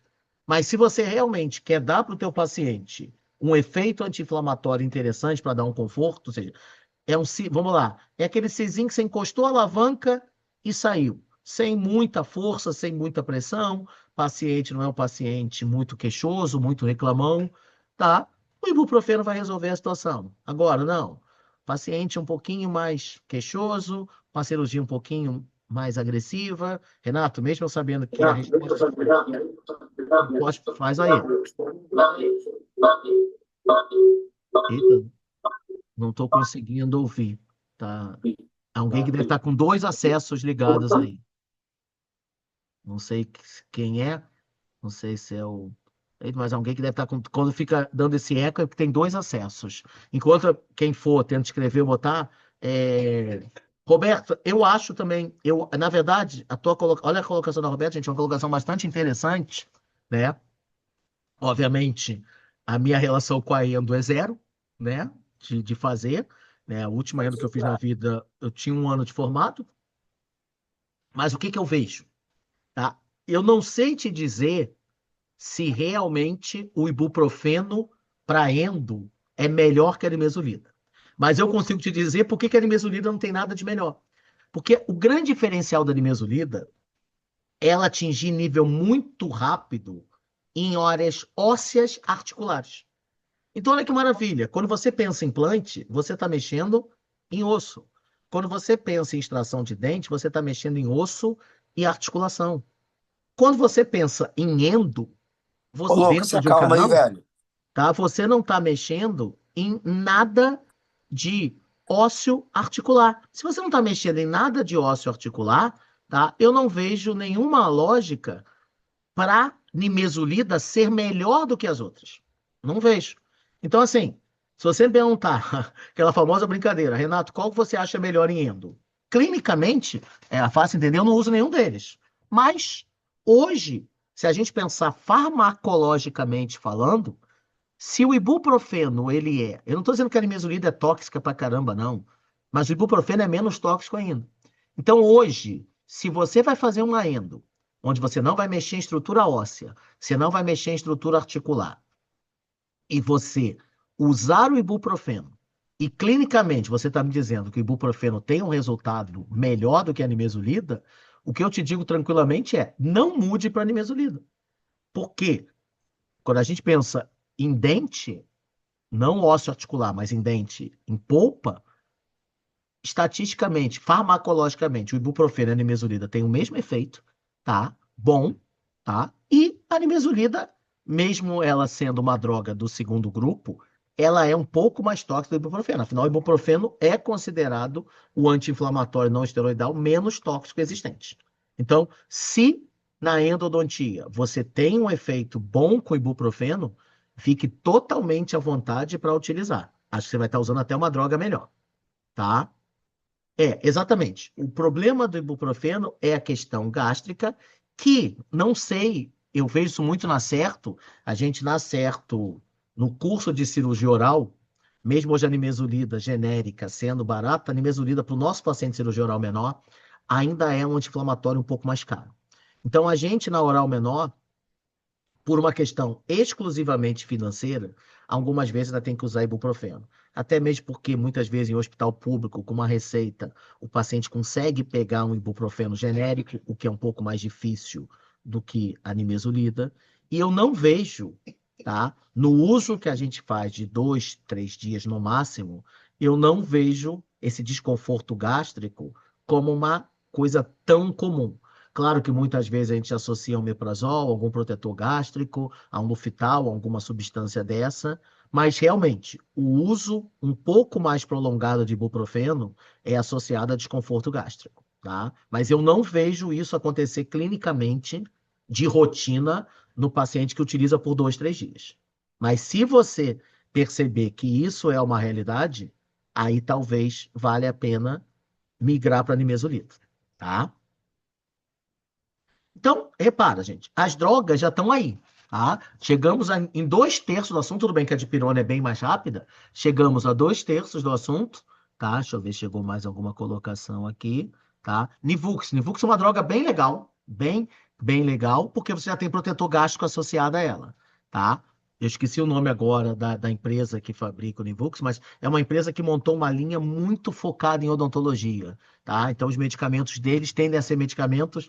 É raro você ter uma medicação hoje, tirando anestésicos locais, claro, criado para odontologia. O Nivux mostra essa associação, acho uma droga bem interessante. Eu confesso que eu não sei hoje a questão preço de Nivux, mas se tiver com preço viável para consultório, eu acho que vale muito, muito a pena o Nivux nessas situações, tá? Deixa eu ver se chegou mais uma pergunta aqui, deixa eu só ver que está travando ali, mas deixa eu só ver aqui. Chegaram duas perguntas, tá? Nananana. Rafa botou, diminui a pressão de ibuprofeno, principalmente a dose, por causa do desconforto gástrico. Então, na endo o paciente paga. Comecei a ter muito relato de desconforto. Concordo, Rafael. Então, assim, o que que acontece? A hora que você pega o ibuprofeno, que é justamente o que está escrito aqui, a hora que você pega o ibuprofeno e você reduz para 300, não é nem a dose única, mas quando você trabalha com ibuprofeno em doses diárias acima de 2 gramas, você potencializa o efeito anti-inflamatório dele. Então você acaba tornando ele um melhor anti-inflamatório, mas com maior desconforto gástrico. A hora que você trabalha com ibuprofeno 300 ou 400 miligramas, 6 horas, ou seja, 4 vezes ao dia, menos de 2 gramas por dia, você potencializa o efeito analgésico dele. Então você diminui o efeito dele no controle de edema, tá? Você aumenta um pouquinho o efeito dele analgésico, mas você diminui o desconforto gástrico. Então, se você usar, por exemplo, um ibuprofeno de 300, 400, associado a uma dipirona, e o teu paciente entender, tá, que se ele não quiser edema, ele tem que colocar gelo, a tríade, 48 horas com bastante gelo, com ibuprofeno 300 ou 400 e a dipirona, gente, isso para controle álgico, você está usando medicações bastante seguras, tá? E você vai ter um controle álgico maravilhoso. Um controle anti-inflamatório mais fraco, mas que o gelo vai resolver tranquilamente, tá? Então, eu botou aqui. Então. Bianca botou 55, tá? 12, ou seja, para um paciente consultório totalmente associado, tá? Tá? E da EMS, então, para quem botou a gente, Nivux, na verdade, ele é uma nimesulida, mas com protetor gástrico. Então, a EMS, o Coimbra lembrou bem o nome, a EMS ela está fazendo várias medicações, tá? Anti-inflamatório, antibiótico, analgésico, mas focados para odontologia, tá? Eles estavam divulgando bastante, agora, pelo menos eu perdi um pouco o contato com eles, mas eles estavam querendo fazer medicações, porque a gente acaba na odontologia usando a medicação criada para medicina, na verdade é essa, tirando o anestésico, mas você não tem uma indústria farmacêutica de antibiótico, anti-inflamatório, de analgésico focado na odontologia. A MS estava, eu tive alguns contatos com eles, tal, algumas reuniões bastante até interessantes, pensando em divulgar isso, mas que pelo menos comigo não foi para frente. Acabou que meio que caiu em esquecimento que a gente vinha conversando, mas é uma linha bastante interessante, tá? E aí, repara, nosso grande problema, então, repara que assim como na amoxicilina, as drogas que vocês utilizam são as que eu utilizo, tá? Então, o problema não é a droga. E aí chegamos no terceiro e último ponto, que é a questão do controle de dor. E esse, gente, eu vou ser bem direto, tá? A gente entende que a dipirona, ela é um analgésico de ação periférica, ou seja, trabalha nos nociceptores já sensibilizados, diferente do anti-inflamatório que trabalha impedindo a formação de mediadores químicos, ou seja, a dipirona, poderíamos passar um dia inteiro aqui falando da dipirona, mas vocês iam embora, eu ia ficar sozinho aqui, mas a dipirona trabalha sobre dor instalada, então eu digo o seguinte: para mim não existe a menor lógica, nenhuma, farmacologicamente falando, clinicamente falando, terapeuticamente falando, para mim não existe a menor lógica, a não ser alergia, para que o nosso analgésico de primeira escolha em odontologia num pós-operatório seja a dipirona. Tem que ser a dipirona, a não ser que o paciente seja alérgico, tá? E dipirona, pensando em adulto, gente, esqueçam, acho que a maioria já esqueceu, esqueça a história de dipirona 500 miligramas. Dipirona é 1 grama. dipirona é de 1 grama, até 4 em 4 horas. Ah, Renato, dipirona 1 grama de 4 em 4 horas vai dar 6 gramas. 6 gramas você não chegou em dose tóxica. Tá? Então, preferencialmente, dipirona 1 grama de 6 em 6, mas você pode trabalhar. Mas o mais importante para mim é a dipirona, ela é de 1 grama. E, que eu vou discutir agora, a dipirona, diferente de todos os outros anti-inflamatórios, de todos os outros, não, ela não é um outro. De todos os anti-inflamatórios não esteroidais, anti-inflamatório esteroidal não pode ser SOS. Ele tem que manter o nível sanguíneo. Dipirona, pode. Mas para mim, quem já sabe minha resposta, sabe que não é primeira escolha como SOS. E vou mostrar para vocês por quê. Então, quando eu coloco analgésico sim ou não, quando eu digo não, é porque muita gente passa dipirona em caso de dor. E para mim, se você passa dipirona em caso de dor, você escreveu aqui não, tá? E SOS para mim ele é não. Então as drogas estão ok. Então repara, mas a dúvida continua por tempo. Então repara, nós estamos chegando na nossa reta final, onde todo mundo que já assistiu uma aula presencial na Certo, de qualquer curso nosso de farmacologia, lembra que isso era o começo da aula. Esse slide aqui, pensa no quadro, não um slide, mas pensa no quadro branco. Esse era o primeiro slide primeiro slide não. Eu começo toda a aula de farmacologia rabiscando no quadro. Imagina que você faça uma cirurgia, imagina que você faça um implante, imagina que você faça uma outra cirurgia, e eu vou por quadro dizendo assim, que você vai passar um antibiótico, repara que a gente foi ao contrário do que eu faço em aula teórica. Em aula online eu quis fazer um pouquinho diferente. Então imagina que você vai fazer um antibiótico, aí eu pergunto na sala, tá? Tem algum motivo para esse antibiótico de primeira escolha não ser amoxicilina? Você colocaria um outro como primeira escolha? Aí não, amoxicilina. Ah, qual anti-inflamatório que você passaria? Acho muito pouco provável, isso falando em sala, que você saia da nimesulida e do ibuprofeno. Alguém aqui passaria de primeira escolha algum diferente da nimesulida e ibuprofeno? Geralmente não sai a resposta, tá? Aí eu brinco.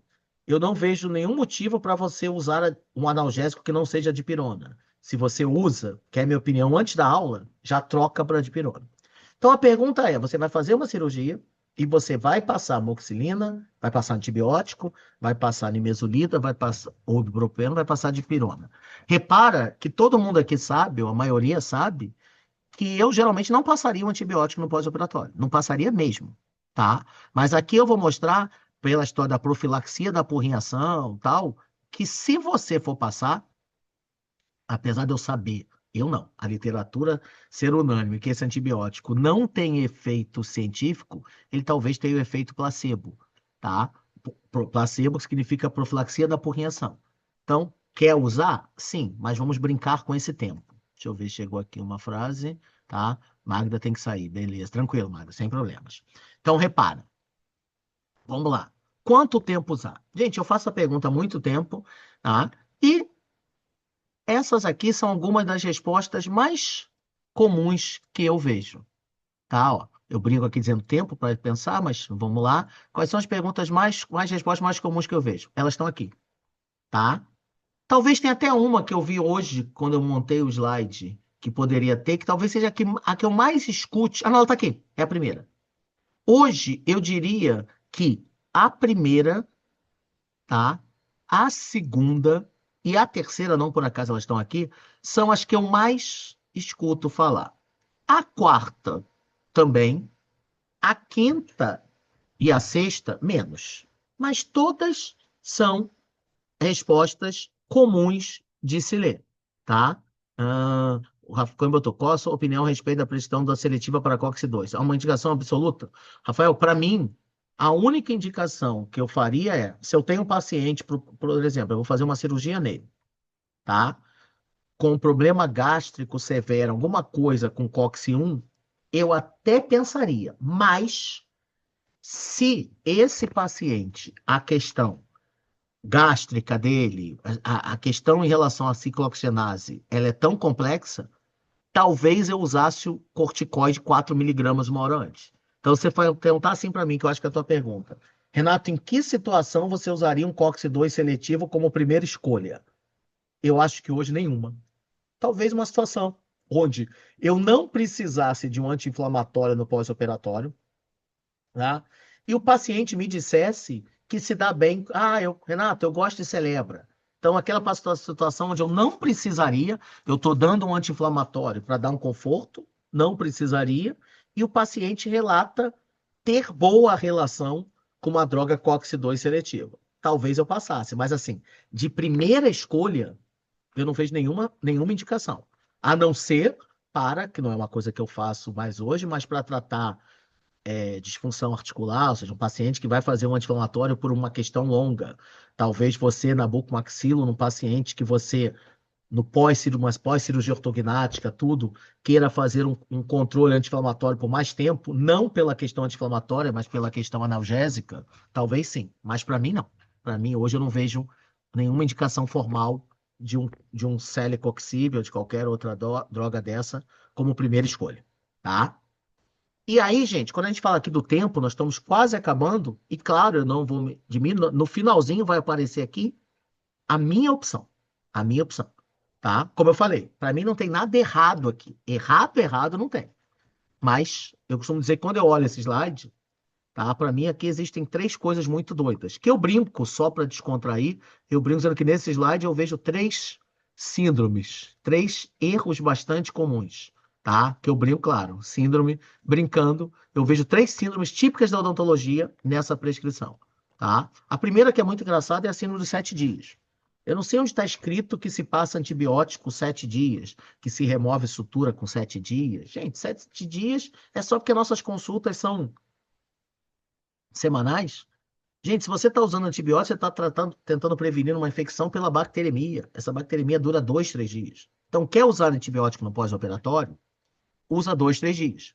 E aí eu sei, não estou vendo a fisionomia de vocês, mas está bem claro. Renato, 2, 3 dias não é pouco? Deixa mais um pouquinho.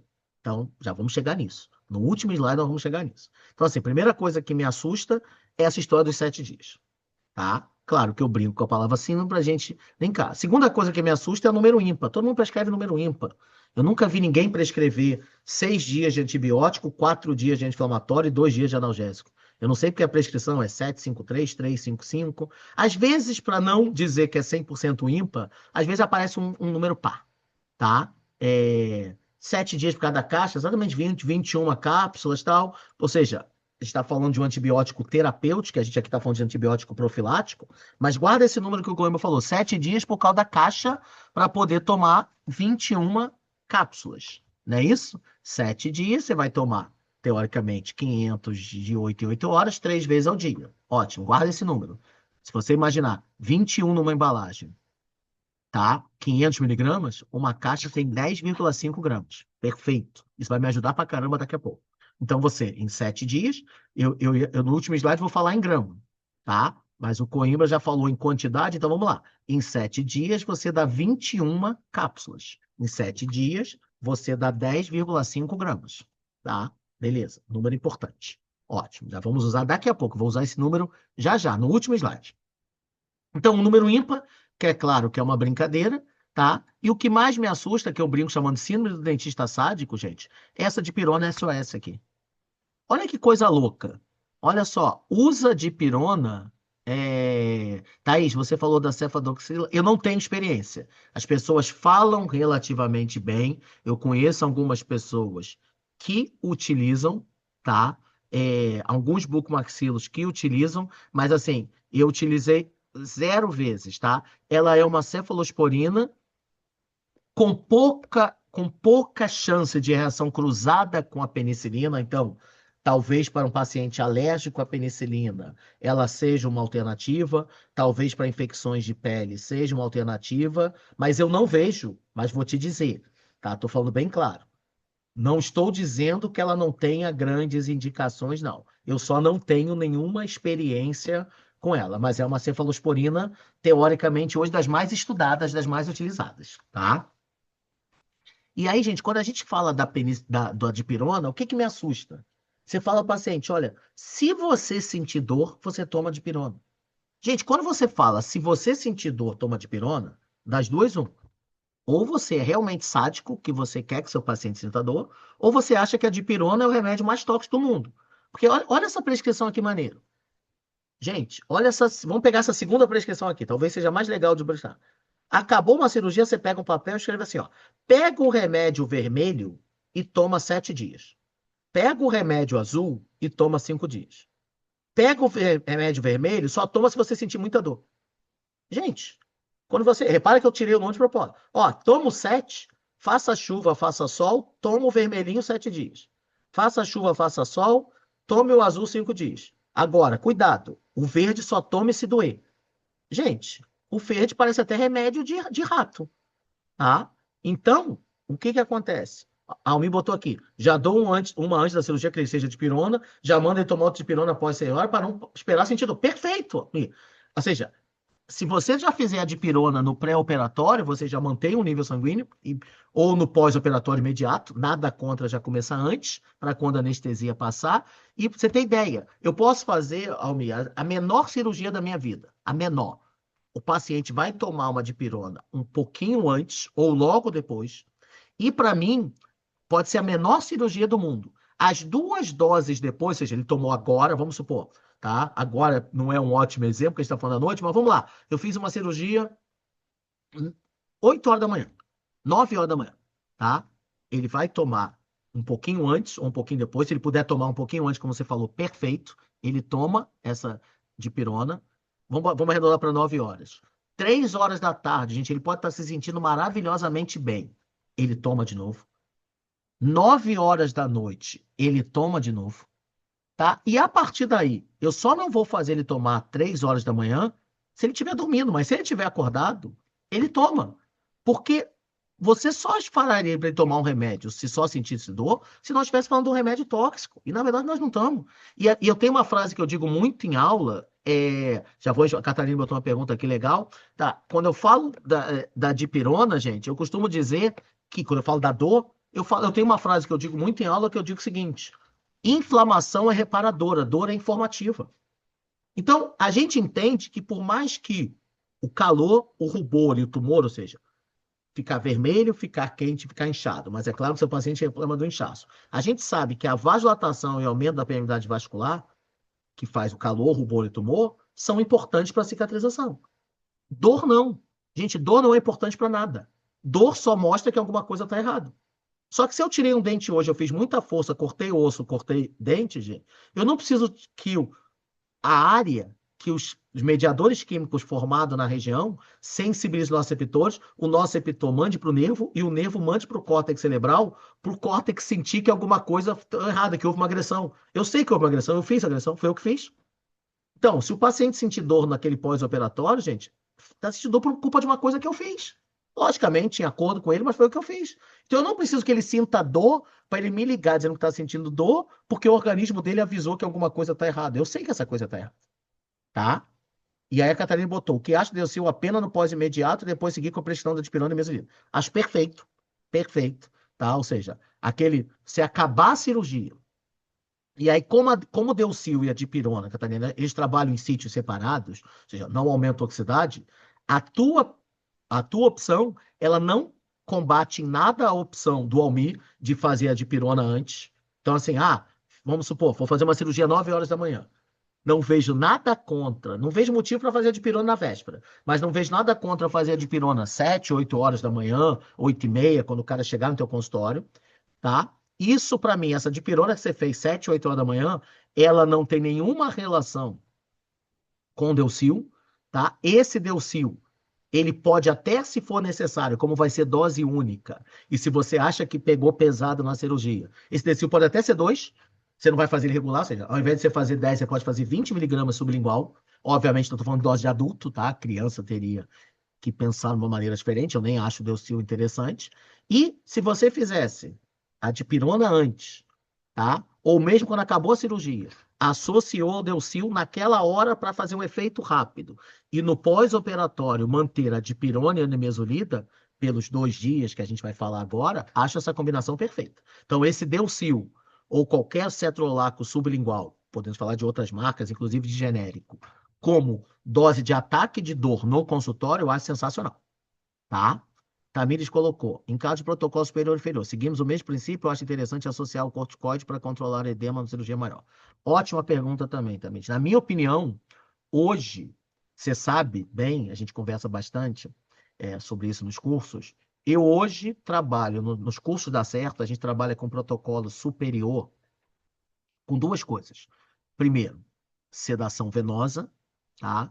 e basicamente hoje fazendo cirurgias um pouco maiores para buscar on-for, para buscar ancoragem esquelética, para buscar carga imediata. Então, quando a gente fala hoje, tá? Juntando o útil ao agradável, numa maxila, num protocolo. Porque se você falar para mim numa maxila, não, Renato, eu vou tirar os dentes, não vou nivelar osso nenhum, vou só colocar os implantes e fazer uma carga tardia. Nessa situação, ou de um protocolo inferior, eu não vejo necessidade de corticoide. Não vejo nada contra você usar a dose única pré-operatória, não vejo nada, tá? Lembrando que, se você fizer um corticoide dose única pré-operatória, talvez se for uma cirurgia um pouquinho mais agressiva, no pós-operatório você precisa associar a dipirona com outro anti-inflamatório não esteroidal, não pelo efeito do anti-inflamatório, mas pelo efeito analgésico. Talvez só a dipirona não segure a dor. Agora, a tua pergunta foi boa, no nosso caso. Hoje, a gente trabalhando com ancoragens esqueléticas superiores, com grandes descolamentos, com zigomáticos, pterigoides, implantes longos, transinusal, tudo assim. São cirurgias um pouco mais agressivas, mexendo em fossa nasal, tá? Sobre isso. Então, eu acho que num protocolo é, maxilar com grande descolamento e grande nivelamento ósseo, talvez a dexametasona, dose única pré-operatória, seja interessante, tá? Catarine, eu não entendi. O que que você disse? Fala sobre a Dexa 3-2-1. Não entendi. O que que é 3-2-1? Fazer 3, fazer 2, fazer um? Me explica o que você falou aí, que eu não consegui entender, tá? Me fala aí. É bom que eu bebo água. Gente, não desista que nós já estamos chegando no final, tá? Dose única de 20 miligramas de quê, Gustavo? De Dexa? De Delcil? É isso que você está falando? Ou de Dexa? Só para a gente entender. Para mim, quando a Catarina coloca 3-2-1, ah, não, isso é doideira. Isso aqui, ó, 3 comprimidos no primeiro dia, 2 comprimidos no segundo dia, 1 comprimido no terceiro dia, gente, 6 comprimidos dos 24 miligramas, tem um lado bom. Você faz um protocolo hoje, faz outro protocolo mês que vem. Você não precisa nem fazer mais anti-inflamatório, já está coberto. Gente, isso aqui é. Pensa na maior cirurgia que você consegue imaginar, faz isso. Não vejo a menor lógica para isso, menor. A não ser que você tenha alguma cirurgia, às vezes acontecem algumas cirurgias médicas, onde somente. Não vou dar um exemplo, não estou falando dessa posologia, mas existem algumas cirurgias plásticas, ou algumas cirurgias onde você, em órgãos internos ou em pele, que, se você tiver um edema, você corre risco de ter ruptura de sutura. Então, em algumas situações, tá, até mesmo em cirurgia plástica, se usa um corticoide por um tempo maior para não ter o edema, sabendo que esse edema vai atrapalhar a reparação daquela cirurgia, romper ponto, alguma coisa assim, tá?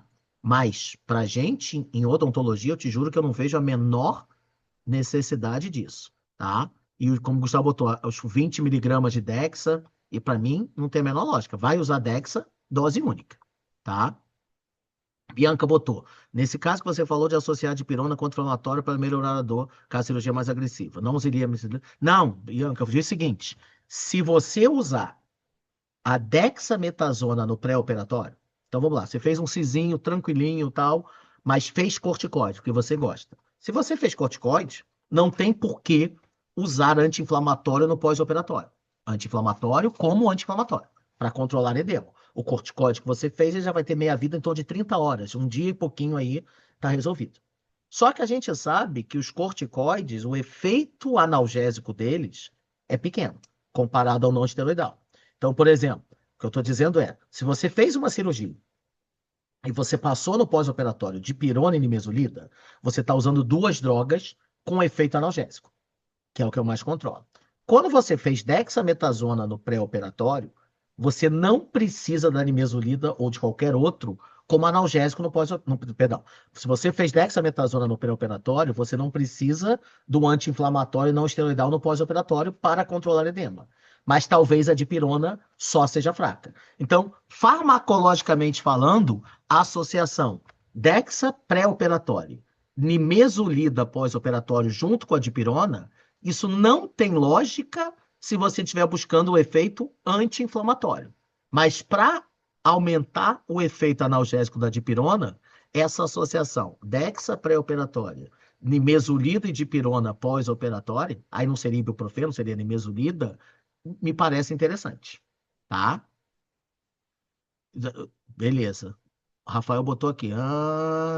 Então, exatamente. Não é quando você fala em cirurgia de tecido mole, Rafael, na verdade, você não vai trabalhar com corticoides de liberação lenta, de vida muito longa. Você vai trabalhar com prednisolona, com prednisolona, ou seja, drogas que têm uma meia-vida mais rápida que você vai fazer doses de repetição, tá? Então, assim, a gente na odontologia, como está acostumado a trabalhar agora com doses únicas, aí que a gente trabalha com dexametasona e betametasona, que são drogas, são os dois corticoides de meia-vida mais longa.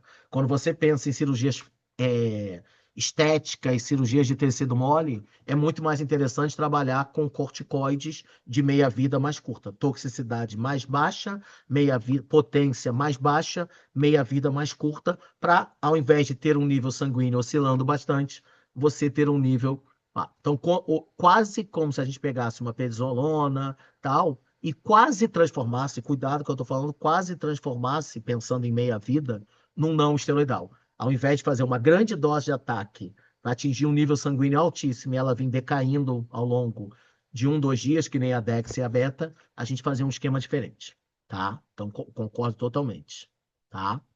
E aí, gente, chegamos na nossa reta final. Por quê? Eu mostrei para vocês e eu brinco dizendo o seguinte, de maneira muito simplista, quando eu fiz uma cirurgia, chegou alguma coisa aqui, tá? Estou com um paciente gestante no consultório para exo simples, fratura do dia 26, sem lesão periapical. Mas solicitou não utilizar anestésico com vaso nem anti-inflamatório. Assim. Posso prosseguir usando? Para mim, sim.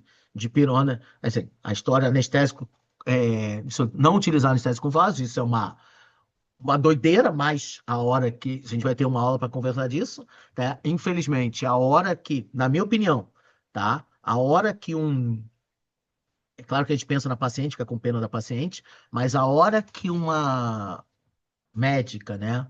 Não sei nem se é a ginecologista, se é obstetra, uma médica generalista, uma clínica. A hora que o médico diz para fazer uma cirurgia numa gestante com anestésico sem vaso, isso entra na categoria dos sadismos, tá? Não tem a menor lógica para isso.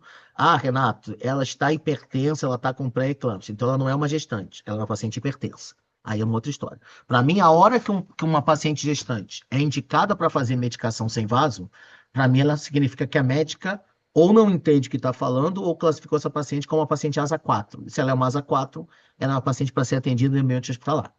Tudo bem que por pena do paciente, pela questão da dor, ser uma exo simples, sem lesão, talvez você queira e consiga fazer essa cirurgia com anestésico sem vaso, tá? Mas não é o ideal. Mas beleza. Agora, não tem a menor dúvida que em relação à medicação, gelo e analgésico. Não usaria corticoide, não usaria não esteroidal, tá? E usaria dipirona, e eu usaria dipirona, sim, regular por esses 2 dias que a gente vai falar. Não tem a menor dúvida.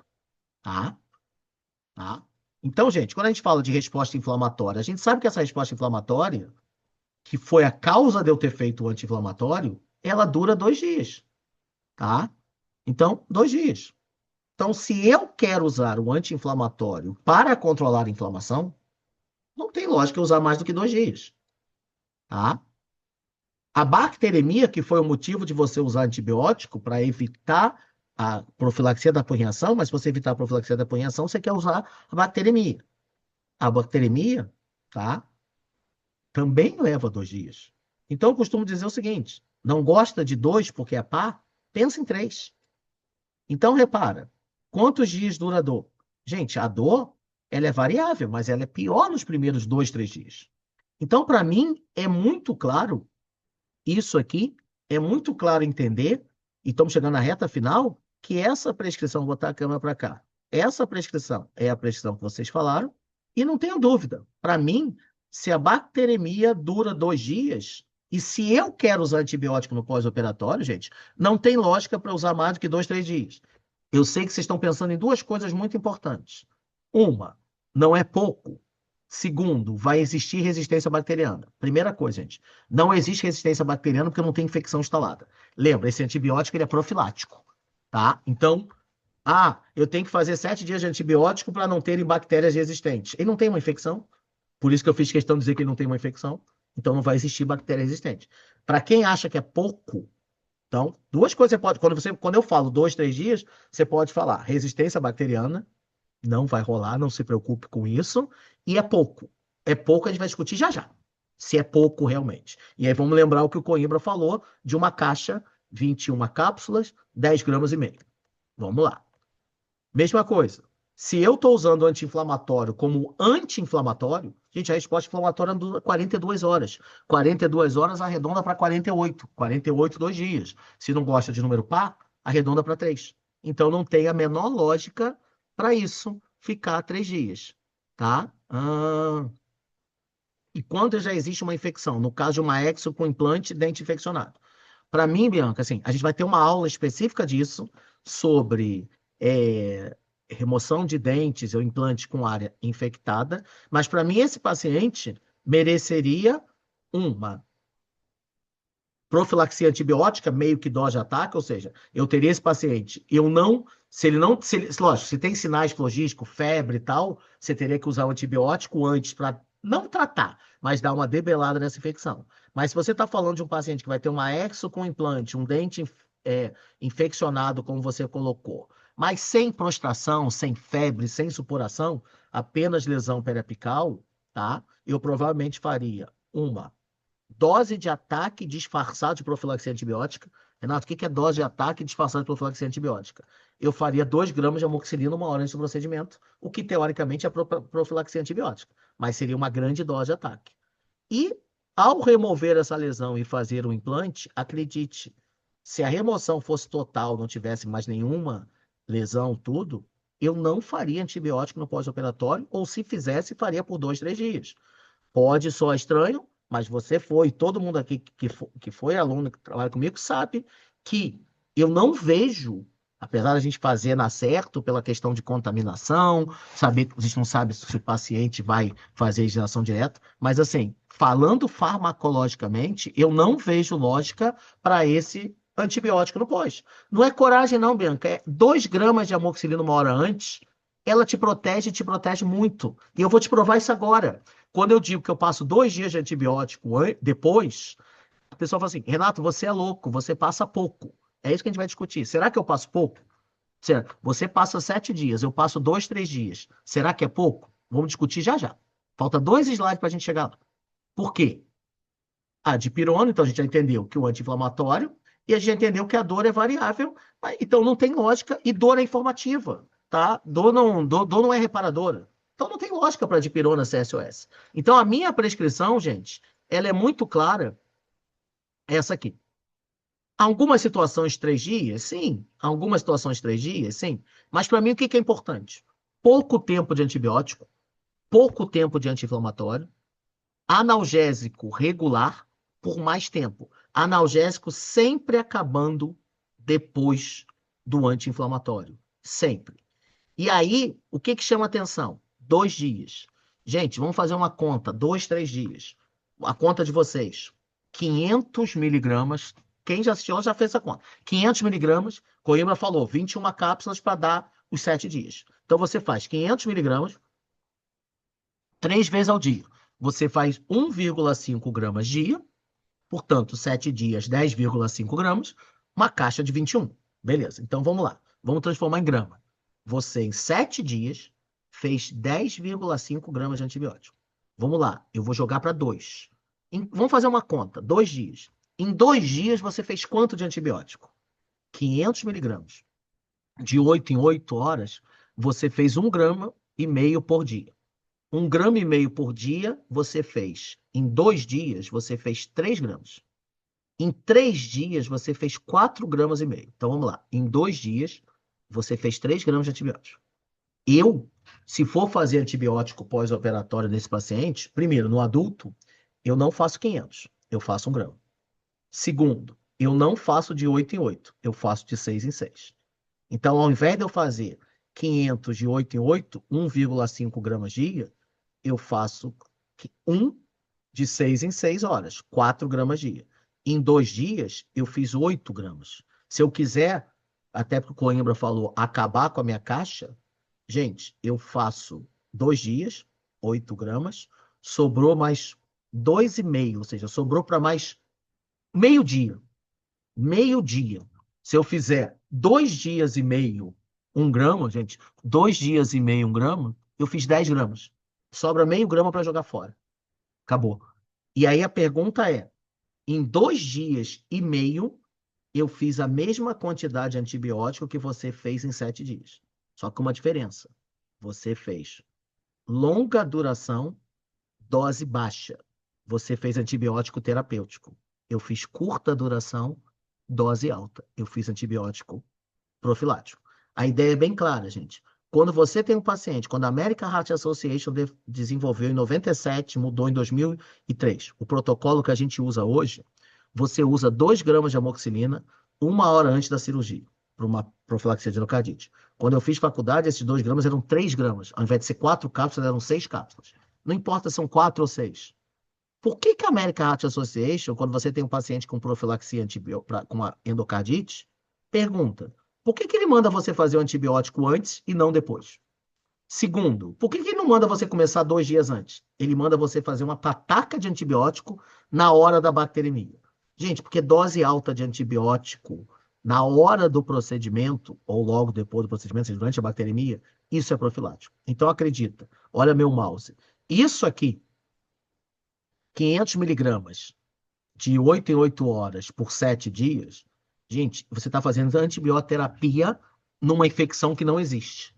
Isso aqui, você está fazendo profilaxia antibiótica ou profilaxia cirúrgica, que seja dose maior, numa infecção que não existe. Mas, se é profilático, o que eu estou dizendo é, gente, eu não sei se isso aqui, se realmente eu tiver uma bacteremia, se eu tiver uma infecção pós-operatória, eu não sei se isso aqui vai impedir que a infecção comece.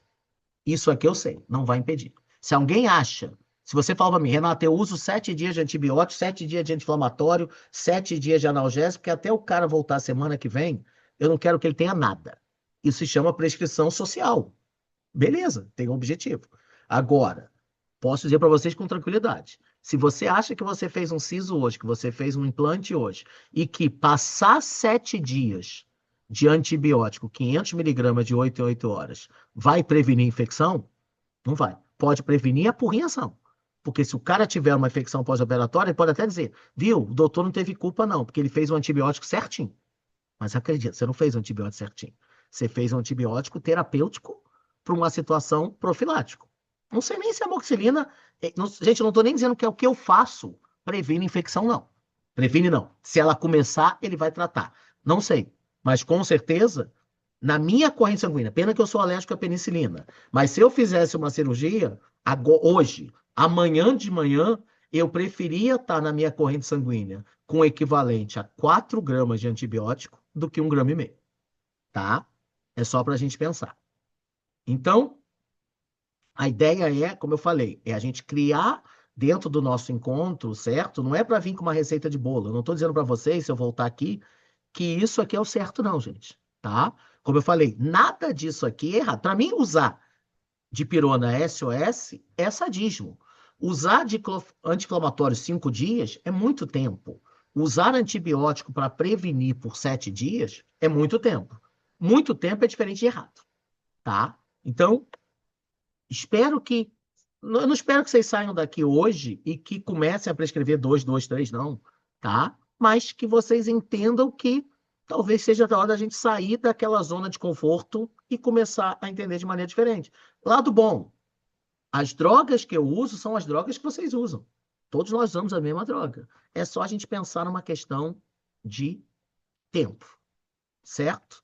Cheguei exatamente onde eu queria. Obviamente, estou pronto para tirar as dúvidas, para não ficar uma coisa muito longa, gente. Eu vou deixar isso gravado e tal. Eu vou encerrar a gravação agora, tá? Então, para quem estiver depois assistindo essa aula, ou vocês, né?